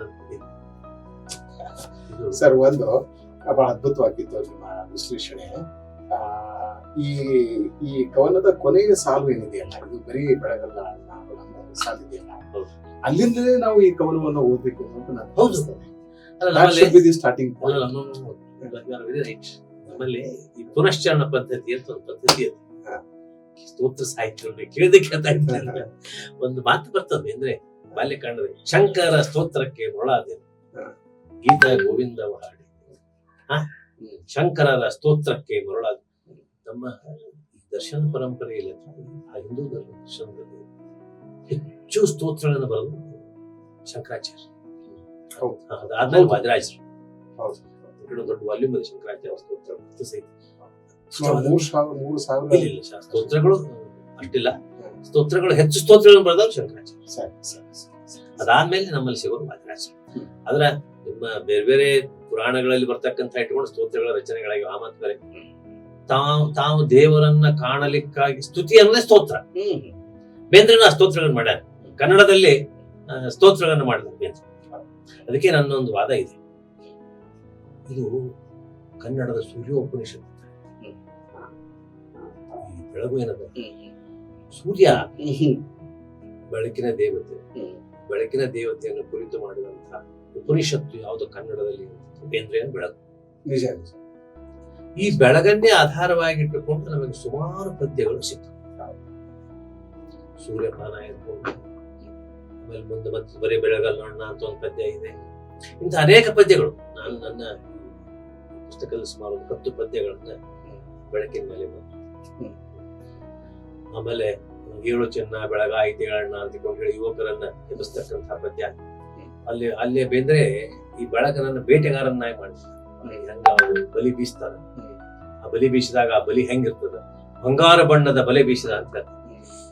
ಹಂಗ ಈ ಬೆಳಕನ್ನ ನಾವ್ ಯಾವಾಗಲೂ ಬೇಂದ್ರೆ ಅವರನ್ನ ಹಾಳ ಕಾಡಿದಂತಹದ್ದು ಬೆಳಕು ಮತ್ತು ಕತ್ತಲೆ. ಈ ಬೆಳಕಿನ ರಹಸ್ಯವನ್ನ ಹುಡುಕಿಕೊಂಡು ಹೊರಟು ಅದು ಇಡೀ ಜೀವನದುದ್ದಕ್ಕೂ ಬೆಳಕಿನ ಉಪಾಸನೆಯನ್ನು ಮಾಡಿದ ಕವಿಯಾಗ ಬೇಂದ್ರೆ. ನಾವೆಲ್ಲರೂ, ನಾನು ನನ್ನ ಬಾಲ್ಯದ ಒಂದು 2-3 ನೆನಪುಗಳನ್ನು ಉಲ್ಲೇಖ ಮಾಡ್ಕೊಂಡಿದ್ದೀನಿ. ಅಂದ್ರೆ ಶಿಷ್ಟದ ವಿಶಿಷ್ಟ ಕರ್ತಿಯರ್ ಹಾಡ್ತಾರೆ, ಮುಂಗೋಳಿ ಕೂಗ್ಯಾವೋ ಮೂಡು ಕೆಂಪೇರ್ಯಾವೋ, ಮುಂಗೋಳಿ ಕೂಗ್ಯಾವೋ ಮೂಡು ಕೆಂಪೇರ್ಯಾವೋ, ಸ್ವಾಮಿ ನನ್ನಯ್ಯ ಸ್ವಾಮಿ ನನ್ನಯ್ಯ ರಥವೇರಿ ಬರುವಾಗ ನಾವೆದ್ದು ಕೈಯಲ್ಲಿ. ಪ್ರಾಥಮಿಕ ಶಾಲೆಯಲ್ಲಿ ಇದ್ದಾಗ ನಾವೆಲ್ಲ ಗರ್ತಿ ಹಾಡು ನಮ್ಮಲ್ಲಿಂದ ಬಿಜಾಪುರ ಜಿಲ್ಲಾದಾಗ ಹುಟ್ಟಿ ಬೆಳೆದಂತಹದ್ದು. ಗರ್ತಿ ಹಾಡುಗಳು ಅದ್ಭುತವಾದಂತ ಸಾಹಿತ್ಯ. ಹಲಸಂಗಿ ಚರ್ಮಲಪ್ಪನವರು, ಸಿಪ್ಪಿ ಲಿಂಗಣ್ಣವರು, ಆಮೇಲೆ ಇವರೆಲ್ಲರೂ ಮಾಡಿಕೊಟ್ಟಂತಹದ್ದು ಏನಂದ್ರ ಸಂಗ್ರಹ. ಬೇಂದ್ರೆ ಅವರು ಆ ಸಾಹಿತ್ಯ ಸಮ್ಮೇಳನಗಳು ಅದನ್ನ ಓದಿದಾಗ ಟಿಪ್ಪಣಿ ಬರೀತಾರೆ. ಅದ್ಭುತವಾದಂತ ಗರ್ತಿ ಹಾಡುಗಳು. ಅಂದ್ರೆ ಈ ಉಪಾಸನಾ ಕ್ರಮ ಏನಂತದಲ್ಲ, ನಮ್ಮ ಊರಾಗಿ ಇಬ್ರು ರೈತರು ನಮ್ಮ ಮನೆಯಲ್ಲಿ ಅವ್ರು ದಿನಾಲು ಎದ್ದು ಕೂಡಲೇ ಸ್ನಾನ ಮಾಡಿ, ಸೂರ್ಯ ಹುಟ್ಟಕ್ಕಿಂತ ಮೊದಲಿಗೆ ಜಳಕ ಮಾಡಿ ಸ್ನಾನ 2 ಸುತ್ತ ಸೂರ್ಯ ನಮಸ್ಕಾರ ಮಾಡಿ ಒಂದು ಹಣಮಕ್ಕಳು ಹುಡುಗಿ ಹೋಗ್ತಾರೆ. ಅಂದ್ರೆ ಈ ಉಪಾಸನ, ಸೂರ್ಯೋಪಾಸನ, ಬೆಳಕಿನ ಉಪಾಸನೆ ಏನದಲ್ಲ, ನಮ್ಮನ್ನು ಜಾಗೃತವಾಗಿಡ್ತಕ್ಕಂಥ, ಇದು ಬರೀ ಬೆಳಗಲ್ಲೋಣ ಏನದಲ್ಲ, ನಮ್ಮ ಜಾಗೃತವಾಗಿ ನಮ್ಮನ್ನು ಸೃಜನಶೀಲವಾಗಿಡ್ತಕ್ಕಂಥ ಒಂದು ಶಕ್ತಿ ಬೆಳಕಿಗೆ. ಸರ್, ಇನ್ನೊಂದು 2-3 ಪ್ರಶ್ನೆಗಳನ್ನ ನಾವು ಎತ್ಕೊಳ್ಬಹುದು. ಬೇಂದ್ರೆ ಕಾವ್ಯದಲ್ಲಿ ಸೆಲೆಬ್ರೇಷನ್ ಇದೆ, ಅಲ್ಲಿ ಹಬ್ಬಗಳಿವೆ, ಹರಿದಿನಗಳಿವೆ, ಮತ್ತು ಬದುಕಿನ ಅನೇಕ ಸಂಭ್ರಮಗಳು ಅದರಲ್ಲಿ ಕಾಣ್ತವೆ. ಉತ್ಸಾಹ ಇದೆ, ಆಸೆ ಇದೆ, ಕನಸುಗಳಿವೆ, ಇದೆಲ್ಲ ಇದೆ. ಜೊತೆಗೆ ಒಂದು ರೀತಿಯ ವಿಷಾದ ಕೂಡ ಇದೆ ಅಂತ ನನಗನ್ನಿಸ್ತದೆ ಬೇಂದ್ರೆ ರೀಡಿಂಗ್ ನಲ್ಲಿ, ಕಾವ್ಯದ ರೀಡಿಂಗ್ ನಲ್ಲಿ. ಸೊ ದುಃಖ ಅನ್ನೋದು ಬೇಂದ್ರೆ ಕಾವ್ಯದ ಒಂದು ಪ್ರಮುಖ, ಒಂದೊಂದ್ಸಲ ಅನಿಸ್ತದೆ ಅದೇ ಸ್ಥಾಯಿ ಭಾವ ಆಗಿದೆ ಅನ್ನೋದು ಅನಿಸ್ತದೆ. ನೀವು ಪ್ರಾರಂಭದಲ್ಲಿ ಹೇಳಿದ್ರಿ, ಅವರ ತಾಯಿ 15 ಜನ ಅಂದ್ರೆ ಅಜ್ಜಿ ಸಾವನ್ನು ಬೆನ್ನಿಗೆ ಕಟ್ಕೊಂಡು ಹುಟ್ಟಿದವರು, ಆಮೇಲೆ ಸಾವಿನೊಂದಿಗೆನೆ ಅವರು ಬದುಕಿದವರು, ಸಾವನ್ನ ಬಹಳ ಸಮರ್ಥವಾಗಿ ಎದುರಿಸಿದವರು, ಅಧೀರರಾಗ್ಲಿಲ್ಲ. ನಾವು ಅನೇಕ ಸಲ ನಾವು ಬೇಂದ್ರೆ ಅವರನ್ನ ಜಾನ್ ಕೀಟ್ಸ್ ಹೋಲಿಸ್ತೇವೆ. ಅದು ಜಾನ್ ಕೀಟ್ಸ್ ಸಾವಿಗೆ ಹೆದರಿದ ಜಾನ್ ಕೀಟ್ಸ್, ಬೇಂದ್ರೆ ಅವರು ಹೆದರಲಿಲ್ಲ. ನಾ ಅದಕ್ಕೆ ಹೆದರಂಗಿಲ್ಲ ಅಂತ ಸ್ಟೇಟ್ಮೆಂಟ್ ಬೇಡ. ಮಾಡಿದ್ರು. ಇದ್ರ ಬಗೆಗೆ ಒಂದಿಷ್ಟು ಚರ್ಚೆಯನ್ನಾಗಿ ಮಾಡಿ, ಬೇಂದ್ರೆ ಕಾವ್ಯದಲ್ಲಿ ದುಃಖ ಹೇಗೆ ಕಾಣಿಸಿಕೊಂಡಿದೆ, ಆ ದುಃಖದ ಸ್ವರೂಪವೇನು, ಅದನ್ನ ಬೇಂದ್ರೆ ಅವರು ಹೇಗೆ ಗ್ರಹಿಸಿದರು, ಹೇಗೆ ಎದುರಿಸಿದರು, ಮತ್ತು ಹೇಗೆ ಅದನ್ನ ಮೆಟ್ಟಿ ನಿಂತು ಅದ್ಭುತವಾದ ಕಾವ್ಯವನ್ನ ನಮ್ಗೆಲ್ಲ ನೀಡಿದರು. ಬೇಂದ್ರೆಗೆ ಸಾವು ಅನ್ನೋದು ಹೆಂಗಿತ್ತು ಅಂತಂದ್ರೆ, ಮೊಟ್ಟ ಮೊದಲನೇ ಸಾವು ನೋಡಿದ್ದೆ ಅವ್ರ ಅಪ್ಪಂತ. ತಂದೆಗೆ ಗಂಡಮಾಲೆ ರೋಗ ಆಗಿತ್ತು, ರಾಮಚಂದ್ರಪ್ಪ ಅಂತ. ಅದನ್ನ ಬಾಲ್ಯಕಾಂಡದಲ್ಲಿ ಮತ್ತೆ ಬಂತು ಶ್ರಾವಣ ಕವಿತಾ ಸಂಕಲನದಲ್ಲಿ ಒಂದು ಬಹಳ ಮುಖ್ಯವಾದ ಸಖಿ ಗೀತ ಬರೆದ 40 ವರ್ಷದ ಮೇಲೆ ಬಾಲ್ಯಕಾಂಡ. ಸಖಿ ನನ್ನ ಬಾಲ್ಯದ ಕಥೆ ನಿನಗೆ ಹೇಳುವೆನು, ವ್ಯಥೆಯಲ್ಲ ಈಗಲ್ಲ ಹೂವಾಗಿದೆ. ಸೇಮ್ ಛಂದಸ್. ಸಖಿ ನಮ್ಮ ಸಖ್ಯದ ಆಖ್ಯಾನ ವ್ಯಾಖ್ಯಾನ ನನಗೂ ನಿನಗೂ ಅಂಟಿದ ನಂಟಿದ ಕೊನೆ ಬಲ್ಲವಳ ಕಾಮಾಕ್ಷಿ. ಈ 24 ಸಾಲುಗಳಿಗೆ ಒಂದೊಂದು ಕೊನೆ ಬಲ್ಲವರ ಕಾಮಾಕ್ಷಿ ಹೇಳಿ ದೀರ್ಘವಾದಂತಹ ಪದ್ಯವನ್ನು ಬರೆದಿತ್ತು ಬೇಂದ್ರೆ ಸಖಿ. ಸಖಿಗತ್ತಲ್ಲಿ ಅವ್ರು ಹೇಳಿದ ವಿಶೇಷಗಳು ಬೇರೆ ಬೇರೆಗಳಿವೆ. ಈ ಗಂಡಮಾಲೆ ರೋಗಕ್ಕೆ ತಂದಿ ತೀರ್ಕೊಂಡಾಗನೇ ಅಧೀರ ಆಗ್ತಿದ್ರು ಏನೋ ಗೊತ್ತಿಲ್ಲ, ಅಜ್ಜಿ ಕೊಟ್ಟಂತಹ ಒಂದು ಇದೇನದಲ್ಲ ಗಟ್ಟಿತನ. ಹುಲಿ ಹಾಲ ಕುಡಿಸಿದಳು ತಂತಿಯ ಮೇಲೆ ನಡೆಸಿದಳು ಅಂತ ಬರೀತಾರೆ ಅವ್ರ ಅಜ್ಜಿ ಬಗ್ಗೆ ಬರೀಬೇಕಾದ್ರೆ. ಅಂತಂದ್ರೆ ಬಂದದ್ದನ್ನ ಹೇಗೆ ಎದುರಿಸ್ಬೇಕು ಅಂತ ಅನ್ನೋದನ್ನ ಬಾಲ್ಯದಲ್ಲಿ ಅವರ ಅಜ್ಜಿ ಕಲಿಸ್ಬಿಟ್ರು. ಸಾವು ಅನಿವಾರ್ಯ, ಆ ಬಂದಂತಹ ಸಾವನ್ನು ಎದುರಿಸಿ ಅದನ್ನ ಮೆಟ್ಟಿ ನಿಲ್ಲಬೇಕು ಅಂತ ಅನ್ನೋದನ್ನ ಅವ್ರ ಅಜ್ಜಿ ಕಲಿಸಿದ. ಅದ್ರ ಜೊತೆಗೇನೆ ಬಾಲ್ಯಕಾಂಡದೊಳಗೆ ಧಾರವಾಡದ ಕಾಮನಕಟ್ಟಿಯಲ್ಲಿದ್ದಂತಹ ಈ ಮನುಷ್ಯ, ಕಾಮನಕಟ್ಟಿ ಸ್ಮಶಾನದ ಹಾದಿ ಅದು, ಗಾಂಧಿ ಚೌಕದಿಂದ ಸ್ಮಶಾನಕ್ಕೆ ಹೋಗ್ಬೇಕಾದ್ರೆ ಕಾಮನಕಟ್ಟಿ ಮೇಲೆ ಹಾಯ್ದು ಹೋಗ್ಬೇಕು. ತಾವು ಬಾಲ್ಯದಲ್ಲಿ ನೋಡಿದ ಎಲ್ಲಾ ಹೆಣಗಳ ವರ್ಣನೆ ಮಾಡ್ತಾರೆ. ಪ್ರಶ್ನೆಗೆ ಪ್ರಾರಂಭಿಕ ಉತ್ತರಗಳು. ಅದಾದ್ಮೇಲೆ ಅವರಿಬ್ಬರು ತಮ್ಮಂದ್ರೆ ತಿರ್ಕೊತಾರೆ, ಚಿದಂಬರ ಮತ್ತು ರಾಘು ಅಂತ. ಸಣ್ಣ ವಯಸ್ಸು ಕಾಮನಕಟ್ಟಿ ಕೂಡದಾಗಿದ್ದಾಗ ಚಿದಂಬರ ತೀರ್ಕೊಂಡಾಗ ಅವ್ರ ಅಜ್ಜಿ ರಾತ್ರಿ 12:30 ಆಗ್ತಿತ್ತು. ಇವಾಗ ನಂಗೆ ಲೈಟ್ ಇದ್ದಿದ್ದಿಲ್ಲ, ಏನಿದ್ದಿಲ್ಲ. ಇವಾಗ ಮುನ್ಸಿಪಾಲಿಟಿ ಅವರು ಚಿಮ್ನಿ ಎಣ್ಣೆ ದೀಪ ಹಚ್ಚಿರ್ತೀವಿ, ಕಂಬನಿ ನೋಡಿರೋ ಇಲ್ಲ ಗೊತ್ತಿಲ್ಲ, ನಮ್ಮೂರಾಗಿತ್ತು, ನಾವು ನೋಡಿಲ್ಲ ಅಂತ. ಅಲ್ಲಿ ಮೂಲ ಕೂಟಿ ಇರ್ತಿದ್ರು, ಬರೀ ಇಲ್ಲಿ ಕೂಟ ಅಂತ ಶಬ್ದ ಬಳಸ್ತಾರೆ ಸರ್ಕಲ್ಲಿ. ಅವಾಗ ಈ ರೈಟರ್ ಗಲ್ಲಿ ಒಳಗ ಕಟ್ಟಿ ಹಚ್ಚಾರ ಬೇಂದ್ರೆ ಅವ್ರ ಅಜ್ಜಿ ದತ್ತುನ ಎಬಸ್ತಾರೆ. ಹೋಗಿ ಕಟ್ಟಿ ಹಚ್ಚಾರ ಕರ್ಕೊಂಡ ನಾ 18 ವರ್ಷದ ಕೈಯಾಗ ಒಂದು ಈ ದಂಟು ತಗೊಂಡು ನಾವು ಆಟ ಆಡ್ತಿದ್ವಿ ಗೊತ್ತಿಲ್ಲ, ಗಾಡಿ ದಂಟು ತಗೊಂಡು ಧೈರ್ಯ ಮಾಡ್ಕೊಂಡು ಹೋದೆ. ನಾನು ಹೋಗುವಾಗ ನನ್ನ ತಮ್ಮನ ಬಿಂಬ ಹೋಗೋದು ಕಂಡೇ ಚಿದಂಬರ ಬಿಂಬ ಅಂತ ಬರೀತಾರೆ. ಸಾವನ್ನ ಅದಲ್ಲ ಅಂತ ಅನ್ನೋದು ಆಗ್ಲಿಕ್ಕೆ ಅವ್ರ ಮನಸ್ಸಿನಲ್ಲಿ ಅಚ್ಚೊತ್ತಿದಂತಹ ಅನೇಕ ಘಟನೆಗಳು ಅವ್ರು ಕರ್ಕೊಂಡ್ಬರ್ತಾರೆ. ಅದಾದ ಮೇಲೆ ಅಪ್ಪ ತೀರ್ಕೊತಾನೆ, ತಮ್ಮ ರಾಘು ತೀರ್ಕೊತಾನೆ. ಅವ್ರ ಅವ್ವ ಮತ್ತು ಅವ್ರ ಅಜ್ಜಿ ಹೇಳಿದ ಹಿಂದಿನ ಸಾವಿನ ಮುಖ್ಯವಾದಂತಹ. ಇವ್ರ ತಾಯಿ, ಇವರ ಅಜ್ಜಿ, ಅವ್ವ, ಅಪ್ಪ ಸಣ್ಣ ವಯಸ್ಸಿನಾಗಿದ್ದ ನರಗುಂದ್ರ ಬಿಟ್ಟು ಅವ್ರು ಹೋಗ್ಬಿಡ್ತಾರೆ ಕಾಶಿ. ಇವರ ಸಂಬಂಧಿಕರು ಅಜ್ಜಿ ಮದುವೆ ಮಾಡಿದ್ರು. ಅಂದ್ರೆ ಅದನ್ನೆಲ್ಲ ಕೇಳಿ ಕೇಳಿ ಕೇಳಿ ಆಗ್ತದೆ, ಮನಸ್ಸಿನೊಳಗ ಅಚ್ಚೊತ್ತು ಬಿಡ್ತದೆ. ಇದನ್ನ ನಾನು ಎದುರಿಸ್ಬೇಕು ಅಂತ ಒಂದು ಧೈರ್ಯ ಕೊಡ್ತದೆ. ಅದಾದ ಮೇಲೆ ಬೇಂದ್ರೆಗ ಮೊದಲನೇ ಆಘಾತದ ಸಾವು ಯಾವುದು ಅಂತಂದ್ರೆ ಮ್ಯಾಟ್ರಿಕ್ ಪಾಸ್ ಆದಾಗ ಅವ್ರ ಅಜ್ಜಿನ ಕಾಣ್ಬೋದು. ಹೌದಿಲ್ಲ? ಬಂದ್ ಹೇಳ್ತಾರ ವಿದ್ಯಾರಣ್ಯ ಹೈಸ್ಕೂಲ್ ಇಂದ ವಿಕ್ಟೋರಿಯಾ ಹೈಸ್ಕೂಲ್ ಹುಡ್ಕೊಂತ ಬರ್ತಾರ ಮನೆಗೆ. ಬರೋದಕ್ಕನೆ ಅವ್ವ ನಾನು ದೊಡ್ಡವ, ಅವ್ವ ಅಕ್ಕಿ ಅವ್ವ ಅಂತ ಕರಿತಿದ್ರು. ನಾ ಪಾಸ್ ಆಗಿನಿ ಅಂತ ಹೇಳೋದಕ್ಕೆ ಹೆಣ ಆಯ್ತು. ಶಾಕ್ ಅಂದ್ರೆ ಶಾಕು, ಎದುರಿಸೋದು ಈ ಘಟನೆ. ಅದಾದ ಮೇಲೆ ಲಗ್ನ ಆದ ಮೇಲೆ ಮೊದಲನೇ ಮಗ ಕ್ಷೇಮೇಂದ್ರ ಹೇಳ್ತಾರ, ತುಟಿ ನೀನು ಮುತ್ತು ಕೊಡ್ಲಾರದೆ ಮೀಸಲ ಮುರಿಯೋಕ್ಕಿಂತ ಮೊದಲೇ ನೀವು ಹೋಗ್ಬಿಟ್ಟಿರು. ಹೌದಾ? ಅದನ್ನೂ ಸಹಿತ ಒಂದು ತನ್ನ ಇಡೀ ಬದುಕನ್ನ ಪಾಡನ್ನ ಹಾಡಾಗಿ ಮಾಡಿದ ಕವಿ ಬೇಂದ್ರೆ. ಪಾಡು, ಒಂದು ಕವಿತಾ ಸಂಕಲನ ಹೆಸರು ನನಗೆ ಗೊತ್ತಿರ್ಬೇಕು, ಹಾಡು ಪಾಡು. ತನ್ನ ಪಾಡು, ತನ್ನ ಜೀವನವನ್ನೇ ಹಾಡನ್ನಾಗಿ ಮಾಡಿದ, ತನ್ನ ಅನೇಕ ವೈಯಕ್ತಿಕ ವಿಚಾರಗಳನ್ನ ಹಾಡುಗಳನ್ನಾಗಿ ಮಾಡಿ ನಮಗೆ ಕೊಟ್ಟಂತಹ ಈ ಜಗತ್ತಿನ ಕವಿ ಬೇಂದ್ರೆ. ಹೌದಾ ಇಲ್ಲ? ಹೌದು. ಅಲ್ಲೇ ಆ ಕವಿತಾ ಸಂಕಲನ ಹೆಸರು ಹಾಡು ಪಾಡು ಇರ್ಬೋದು, ಇಲ್ಲಿ ಪಾಡು ಹಾಡಾಗ್ತದೆ, ಪಾಡು ಹಾಡಾಗ್ತದೆ. ಅದಾದ ಮೇಲೆ ಬಹಳ ಮುಖ್ಯವಾದಂತಹ ರಾಣೆಬೆನ್ನೂರಿನಲ್ಲಿ ಲಲಿತೆಯನ್ನು ಕಳ್ಕೊಂಡು ನೀ ಹಿಂಗ ನೋಡಲಿ, ತಿರುಗಿ ನಾ ಹೆಂಗ ನೋಡಲಿ, ಅದ್ಭುತವಾದಂತಹ ಒಂದು ಭಾವಗೀತೆ. ಅದಾದ ಮೇಲೆ ನಿಂದೇನು ಪ್ರಯೋಗ ಮಾಡಬೇಕಾಗಿತ್ತು. LG ಅಲ್ಲೇ ಸೊಲ್ಲಾಪುರದೊಳಗೆ 21 ವರ್ಷದ ರಾಮ, 8 ವರ್ಷದ ರಾಘುಲ್, ರಾಮ ಆನಂದ ಕಳ್ಕೊಂಡಾಗ ಬರೀತಾರ, ಅಂದು ಸತ್ತನು ದಶರಥನು ಇದ್ದ ರಾಮನಿಗಾಗಿ, ಇಂದು ಸತ್ತನು ಈ ದತ್ತನು ಸತ್ತ ರಾಮನಿಗಾಗಿ. ದೊಡ್ಡ ದೀರ್ಘವಾದಂತಹ ಒಂದು ಶೋಕ ಗೀತೆ ರಚನೆಯನ್ನು ಮಾಡ್ತಾರೆ. ಹೀಗ ಸಾವು ನಮ್ಮನ್ನು ಬಿಟ್ಟದ್ದಲ್ಲದು.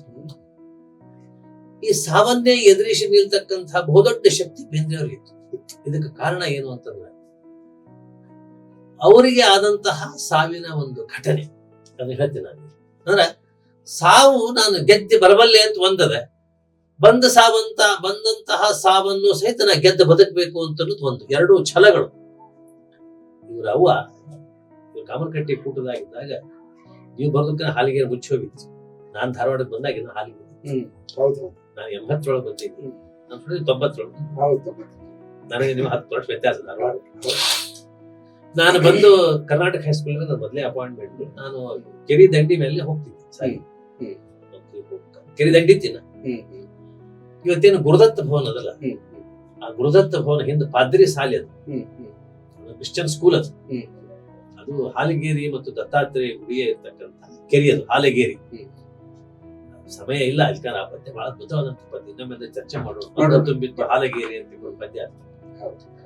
ಗಿರೀಶ್ ಕಾರ್ನಾಡ್ ಗ್ರಂಥಮಾಲೆಗೆ ಬಂದಾಗ ಕುತ್ಕೊಟ್ಟಿಯವರಿದ್ರೆ ಕೀರ್ತಿ ಅದನ್ನ ಒಂದು ತುಂಬಿತ್ತು ಹಾಲಿಗೇರಿ ಓದಿಬಿಡ. ಅಂದ್ರೆ ನಮ್ಮ ಅನೇಕ ಭಾವನೆಗಳನ್ನು ಸ್ಫುರಿಸ್ತಕ್ಕಂತಹ, ಅನೇಕ ಅನುಭವಗಳನ್ನು ನಮ್ಮ ಎದುರಿಗೆ ತಂದು ನಿಲ್ಲಿಸ್ತಕ್ಕಂತಹ ಒಂದು ಶಕ್ತಿ ಒಂದು ತುಂಬಿತ್ತು ಹಾಲಿಗೇರಿ. ಆ ಪದ್ಯದೊಳಗೆ ಏನಾಗ್ತದೆ ಅಂತಂದ್ರೆ ಅದನ್ನ ಉಲ್ಲೇಖ ಮಾಡ್ತಾರ ಅವರು, ಘಟನೆಯನ್ನು ಹೇಳ್ತಾರೆ. ದಿನ ಅವರವ ಸಂಜೆ ಬಟ್ಟೆ ಒಗಿಲಿಕ್ಕೆ ಇದಕ್ಕೆ ಹೋಗ್ತಿದ್ರು, ಇಲ್ಲಿಗೆ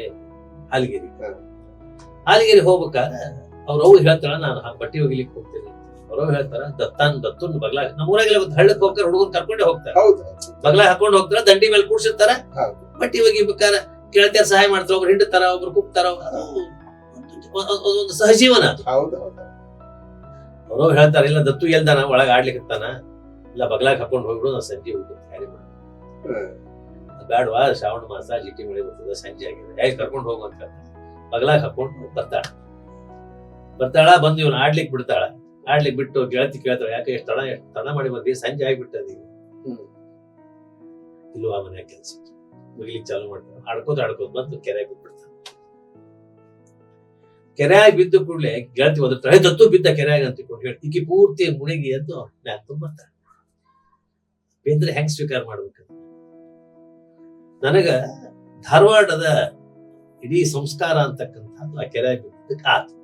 ಇದು ಬಂತು. ಎರಡನೇದ್ದು, ನಾನು ಪುನರ್ಜನ್ಮ ಆತ ನನಗೆ. ಆಮೇಲೆ ನನಗೆ ಸಾವು ಬರ್ತಿದ್ದಿಲ್ಲ ಅಂತ ಹೇಳ್ತಾರೆ. 3 ವಾಕ್ಯ. ಯಾಕಂದ್ರೆ ಶ್ರಾವಣ ಮಾಸ, ಸಂಜೆ ಆಗಿತ್ತು, ಸಂಧ್ಯಾ ವಂದನೆ ಮುಗಿದಿತ್ತು, ಕಾಲ ರುದ್ರನಿಗೆ ಗೊತ್ತಾಗಿತ್ತು, ಅಂದು ತುಂಬಿತ್ತು ಹಾಲಗೇರಿ. ಸಂಜೆ ಮುಂದೆ ರುದ್ರದೇವರ ಸಂಚಾರ ಇರ್ತದೆ. ಪ್ರದೋಷ ಕಾಲ ಪೂಜಾ ಅಂತ ಕರೀತಾರೆ. ಗೋಧೂಳಿ ಮುಹೂರ್ತ, ಬೆಳದಿಂಗಳ ನೋಡ, ಲಗ್ನದ್ದು ಅದ, ಪ್ರದೋಷನೂ ಅದ.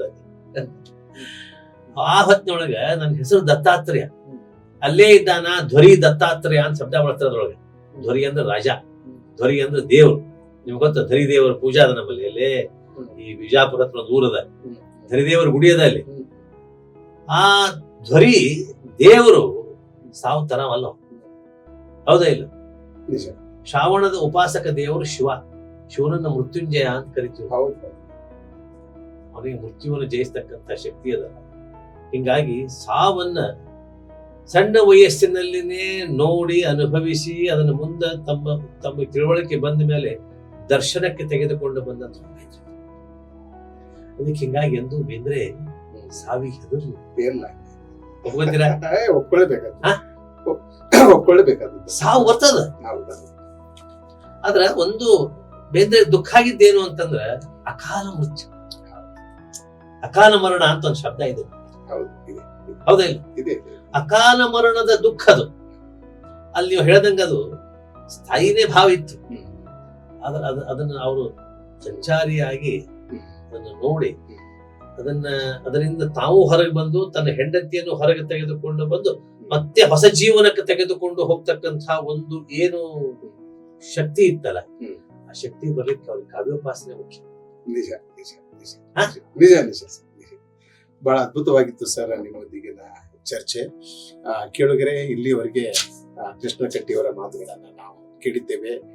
ಬೇಂದ್ರೆ ಕನ್ನಡದ ಬಹಳ ಮಹತ್ವದ ಕವಿ, ಬಹಳ ದೊಡ್ಡ ಪ್ರತಿಭೆ, ಶ್ರಾವಣ ಪ್ರತಿಭೆ. ಅವರ ಕಾವ್ಯದ ಬಗ್ಗೆ ನಾವು ಎಷ್ಟು ಮಾತನಾಡಿದ್ರು ಕಡಿಮೆ. ಅವರ ಕಾವ್ಯಕ್ಕೆ ಅನೇಕ ಆಯಾಮಗಳಿವೆ. ಅವರ ದರ್ಶನ, ಇದರ ಬಗೆಗೆ ನಾವು ಹೆಚ್ಚು ಹೆಚ್ಚು ಚರ್ಚೆ ಮಾಡಬೇಕು. ಮತ್ತು ಬೇಂದ್ರೆ ಅಂತ ಪ್ರತಿಭಾವಂತ ಕವಿಯ ಬಗ್ಗೆ ನಾವು ಆಗಾಗ ಚರ್ಚೆ ಮಾಡಬೇಕು, ಅಧ್ಯಯನ ಮಾಡಬೇಕು, ಮರು ಅಧ್ಯಯನ ಮಾಡಬೇಕು, ಹೊಸದಾಗಿ ಓದ್ಬೇಕು. ಈ ಎಲ್ಲ ಕೆಲಸ ಅಗತ್ಯವಾಗಿ ಮಾಡಲೇಬೇಕು. ಕೃಷ್ಣ ಕಟ್ಟಿಯವರೊಂದಿಗೆ ನಾವು 1 ಗಂಟೆ ಮಾತನಾಡಿದ್ದೇವೆ. ಅವ್ರ ಹತ್ತಿರ ಒಂದು ದೊಡ್ಡ ಭಂಡಾರ ಇದೆ, ಅನುಭವ ಇದೆ. ಆ ಕವಿಯನ್ನ ಕಂಡವರು, ಕವಿಯೊಂದಿಗೆ ಮಾತನಾಡಿದವರು ಮತ್ತು ಕವಿಯ ಕಾವ್ಯದ ಜಗತ್ತಿನೊಂದಿಗೆ ಒಂದು ಭಾವನಾತ್ಮಕವಾದ, ಭೌತಿಕವಾದ ಕಾರಣ ನಮ್ಮ ಗುರುಗಳು, ನಿಮ್ ಗುರು. ನಮಗ ಆ ಬೇಂದ್ರೆ ಕಾವ್ಯದ ಪ್ರವೇಶ ಕಲ್ಪವೃಕ್ಷ ವೃಂದಾವನಗಳಲ್ಲಿ ಅಂತ ಅನ್ನೋದು ಬಿಟ್ಟು ನಮ್ಮ ಕಾವ್ಯ ವೃಕ್ಷ ವೃಂದಾವನಗಳಲ್ಲಿ ನಮ್ಮನ್ನು ಹಕ್ಕಿಸಿಕೊಂಡು ಕರ್ಕೊಂಡು ಹೋದವ್ರೆ ಅವರು. ಹೌದು. ಕೀರ್ತಿನಾಥ ಕುರ್ತಕೋಟಿಯವರ ಮೂಲಕ ಅವರು ಬೇಂದ್ರೆ ಕಾವ್ಯ ಪ್ರವೇಶ ಮಾಡಿದ್ರು ಮತ್ತು ಅದ್ಭುತ ಕಾವ್ಯ ಲೋಕವನ್ನ ಅರ್ಥ ಮಾಡಿಕೊಂಡ್ರು, ಬಹಳ ಸಮರ್ಥವಾಗಿ ಅರ್ಥ ಮಾಡಿಕೊಂಡ್ರು. ಮತ್ತು he has the ability to explain the poetry of the Bendre. ಪ್ರಾರಂಭದಲ್ಲಿಯೇ ನಾನು ಒಂದು ಮಾತನ್ನ ಹೇಳಿದೆ, ಇವತ್ತು ಬೇಂದ್ರೆ ಕಾವ್ಯದ ಬಗ್ಗೆ ಬಹಳ ಸಮರ್ಥವಾಗಿ, ಪರಿಣಾಮಕಾರಿಯಾಗಿ ಮಾತನಾಡಬಲ್ಲ ಕೆಲವೇ ವಿದ್ವಾಂಸರಲ್ಲಿ ಕೃಷ್ಣ ಕಟ್ಟಿಯವರು ಒಬ್ರು. ಇಂದಿನ ಅವರ ಮಾತುಗಳನ್ನ ನಾವು ನೀವು ಕೇಳಿದ್ದೇವೆ, ನಮಗೆಲ್ಲ ಮನದಟ್ಟಾಗಿದೆ ಅಂತ ಒಂದು ಸಾಮರ್ಥ್ಯ ಅವರ ಹತ್ರ ಇದೆ. ಮತ್ತೆ ಸರ್, ನೀವು ಧಾರವಾಡ ಕಟ್ಟಿಗೆ ಬನ್ನಿ, ನಮ್ಮ ಕೇಳುಗರಿಗೆ ಬೇಂದ್ರೆ ಕಾವ್ಯದ ಕುರಿತು ಮಾತನಾಡಿ. ಬರ್ತೀನಿ. ಅಲ್ಲ, ಇದರಿಂದ ಏನಾಗ್ತದೆ ಗೊತ್ತಾ, ನಮ್ಮ ವೈಚಾರಿಕ ಚಿಂತನೆಗಳು ಎಕ್ಸ್ಪಾಂಡ್ ಆಗ್ತದೆ. ನಿಜ. ನಮ್ಮ ಯಾವ ಹೊಸ ವಿಚಾರಗಳು ತಾನಾಗಿನೇ ಬರ್ತವೆ, ಅಂತಃಸ್ಫುರಣ. ಅದೇ ಬೇಂದ್ರೆ ಶಬ್ದನೇ ಅದು. ಏನು ಆ ಸಂತೋಷ ಆಗ್ತದೆ. ಬೇಂದ್ರೆ ಕಾವ್ಯದ ಬಗ್ಗೆ ಅನೇಕ ಬೇಂದ್ರೆಯವರ ಮಹತ್ವದ ಕವನಗಳನ್ನ ಹೇಳೋದ್ರ ಮೂಲಕ ಅವರು ನಮ್ಮ ತಿಳುವಳಿಕೆಯನ್ನ ಹೆಚ್ಚಿಸಿದ್ದಾರೆ, ನಮ್ಮ ಅರಿವನ್ನ ಹೆಚ್ಚಿಸಿದ್ದಾರೆ, ನಮ್ಮ ತಿಳುವಳಿಕೆಯನ್ನು ಹೆಚ್ಚಿಸಿದ್ದಾರೆ. ಈ ಎಲ್ಲ ಕಾರಣಗಳಿಗಾಗಿ ನಾನು ಪರವಾಗಿ ಒಂದು ವಿಚಾರ ಹೇಳಿ ಮುಗಿಸ್ಬಿಡ್ತೀನಿ. ನನಗೆ ಬಹಳ ಹೆಮ್ಮೆ ಏನು ಅಂತಂದ್ರೆ, ಕುತ್ಕೋಟಿಯವ್ರ ಕನ್ನಡ ಯೂನಿವರ್ಸಿಟಿ ಕಾಲ್ಫಾರ್ ಮಾಡಿದ್ಮೇಲೆ ಕುತ್ಕೋಟಿಯವ್ರನ್ನ ಗೈಡು ಅಂತ ಕಫಾರ್ ಒಪ್ಕೊಂಡ್ಮೇಲೆ ಹೇಳಿದ್ದೆ ನಾನು, ನಿಮ್ ಕೈಯಲ್ಲಿ PhD ಮಾಡಿದ್ರೆ 2 ವಿಷಯ, ಒಂದು ಕುಮಾರವ್ಯಾಸರ ಬೇಂದ್ರೆ. ಹೀಗಾಗಿ ಬೇಂದ್ರೆ ಮೇಲೆ ಮಾಡಿಸಿ ನನಗೆ ದೊಡ್ಡ ಅಭಿಮಾನ ಏನು ಅಂತಂದ್ರೆ, ಕನ್ನಡ ವಿಶ್ವವಿದ್ಯಾಲಯದ ಮೊಟ್ಟ ಮೊದಲ PhD. ಅಂದ್ರೆ ಆ ಒಂದು ಕೀರ್ತಿ ನಿಮ್ಗೆ ಅವ್ರ ಕೀರ್ತನ ಆಚರಣೆ ಸಲ್ಬೇಕು ನನಗೆಲ್ಲ. ಅಂತಂದ್ರೆ ಯಾಕೆ ಹೇಳ್ತಾ ಇದ್ದೀನಿ ಅಂತಂದ್ರೆ, ಅದು ನನ್ನ ಅರಿವನ್ನು ವಿಸ್ತಾರಗೊಳಿಸಿದಂತಹ ಒಂದು ವಸ್ತು ಅದು. ಹಾಗಾಗಿ ಬೇಂದ್ರೆ ಮತ್ತೆ ಓದ್ಬೇಕು. ಹಾಗಾಗಿ ರಿಟೈರ್ಡ್ ಆದ್ಮೇಲೆ ಹೆಚ್ಚಿನ ಸಮಯ ಬೇಂದ್ರೆ ಓದ್ಲಿಕ್ಕೇನೆ. ಕೀರ್ತಿನಾಥ ಕುರ್ತಕೋಟಿಯವರ ಮಾರ್ಗದರ್ಶನದಲ್ಲಿ ಕನ್ನಡದಲ್ಲಿ PhD ಮಾಡಿದವರು ಕೃಷ್ಣ ಕಟ್ಟಿಯವರು. ಮತ್ತು ಹಂಪಿ ನಂತರ ನಾನು ಮಾಡಿದೆ, ಆ ಒಂದು ಸೌಭಾಗ್ಯ ನನಗೆ ಸಿಕ್ತು. ಆಮೇಲೆ ಕನ್ನಡ ವಿಶ್ವವಿದ್ಯಾಲಯದಿಂದ ಮೊದಲ PhD ಪದವಿ ಪಡೆದಂತ ಒಂದು ಕೀರ್ತಿ ಇವರಿಗೆ ಮತ್ತು ಕೀರ್ತಿನಾಥರಿಗೆ ಸಲ್ಬೇಕು. ಸ್ನೇಹಿತರೆ, ಇಲ್ಲಿವರೆಗೆ ಕೃಷ್ಣ ಕಟ್ಟಿಯವರ ಮಾತುಗಳನ್ನ ನಾವು ಕೇಳಿದ್ದೇವೆ. ಇದು ಮುಗಿಯದ ಕತೆ, ಯಾಕಂದ್ರೆ ಬೇಂದ್ರೆ ಕಾವ್ಯಕ್ಕೆ ಅಂತ ಒಂದು ಶಕ್ತಿ ಇದೆ. ಬೇಂದ್ರೆ ಕಾವ್ಯದೊಂದಿಗೆ 4 ದಶಕಗಳ ಕಾಲ ಅನಂತ, ಅದಕ್ಕೆ ಇದು ಸೀಮಾತೀತ. It doesn't have an end at all. It is an endless discussion, but let us end it. we are putting a comma to it, not a full stop. ಮತ್ತೆ ನೀವು ಧಾರವಾಡ ಕಟ್ಟಿಗೆ ಬನ್ನಿ, ನಮ್ಮ ಕೇಳುಗರಿಗೆ ಬೇಂದ್ರೆ ಕಾವ್ಯದ ಆ ರುಚಿಯನ್ನ ಉಣಬಡಿಸಿ ಎಂದು ಹೇಳೋದ್ರ ಮೂಲಕ ನಮ್ಮ ನಿಮ್ಮನ್ನ ಧಾರವಾಡ ಕಟ್ಟಿ ಚರ್ಚೆ ಡೋಣೂರ್ ಮತ್ತು ನಾವು ಮಾಡೋದಾಗ್ಲಿ ಮತ್ತೆ ಯಾರೇ ಮಾಡೋದಾಗ್ಲಿ ನಮ್ಮ ಕಳಕಳಿ ಇರುವಂತ ಬೇಂದ್ರೆ ಓದ್ಬೇಕು ಜನ ಅನ್ನೋದು ಅರ್ಥ. ಹೌದು ನಾವು ನಮ್ಮ ಪ್ರತಿಭೆಯನ್ನು ಪ್ರದರ್ಶನ ಅಲ್ಲ ಇದು. ಹೌದೌದು ನನ್ನ ಅತ್ಯಂತ ಕಾಳಜಿ ಏನು ಅಂತಂದ್ರೆ ಹಾ. ಜನರು ಬೇಂದ್ರೆ ಓದ್ಬೇಕು ಹೌದು ಅಷ್ಟೇ. ಹೌದು ಹೌದು, ಹೌದು. ಕೊನೆಯದಾಗಿ ಕೃಷ್ಣ ಕಟ್ಟಿ ಅವರು ಬಹಳ ಒಳ್ಳೆಯ ಮಾತನ್ನ ಹೇಳಿದ್ರು. ಬೇಂದ್ರೆ ಅವರನ್ನ ಓದದೆ ಹೋದ್ರೆ ನಮಗೆ ಕನ್ನಡ ಸಾಹಿತ್ಯವನ್ನ ಅರ್ಥ ಮಾಡಿಕೊಳ್ಳಿಕ್ಕೆ ಸಾಧ್ಯವೇ ಇಲ್ಲ. ಬೇಂದ್ರೆ ಅವರ ಮೂಲಕ through Bendre we need to discover the real Karnataka and Yes. Real India. ನಮ್ಮ ಪರಂಪರೆ, ನಮ್ಮ ಆಧ್ಯಾತ್ಮಿಕ ಶಕ್ತಿ, ನಮ್ಮ ಜನಪದ, ನಮ್ಮ ಉಪನಿಷತ್ತುಗಳು, ವೇದಗಳು ಅದೆಲ್ಲ ಏನ್ ನಮ್ಮದು. ಬೇಕಾದ್ರೂ ಸಿಗ್ತದೆ. ಅದೆಲ್ಲ ಸಿಗ್ತದೆ. ಅಂತ ಒಬ್ಬ ಅದ್ಭುತ ಕವಿಯ ಬಗ್ಗೆ ಅದ್ಭುತ ಮಾತುಗಳನ್ನಾಡಿದ ಕೃಷ್ಣ ಕಟ್ಟಿ ಅವರಿಗೆ ನಾನು ಧಾರವಾಡ ಕಟ್ಟಿ ಪರವಾಗಿ ಧನ್ಯವಾದಗಳನ್ನ ಸಲ್ಲಿಸ್ತೇನೆ.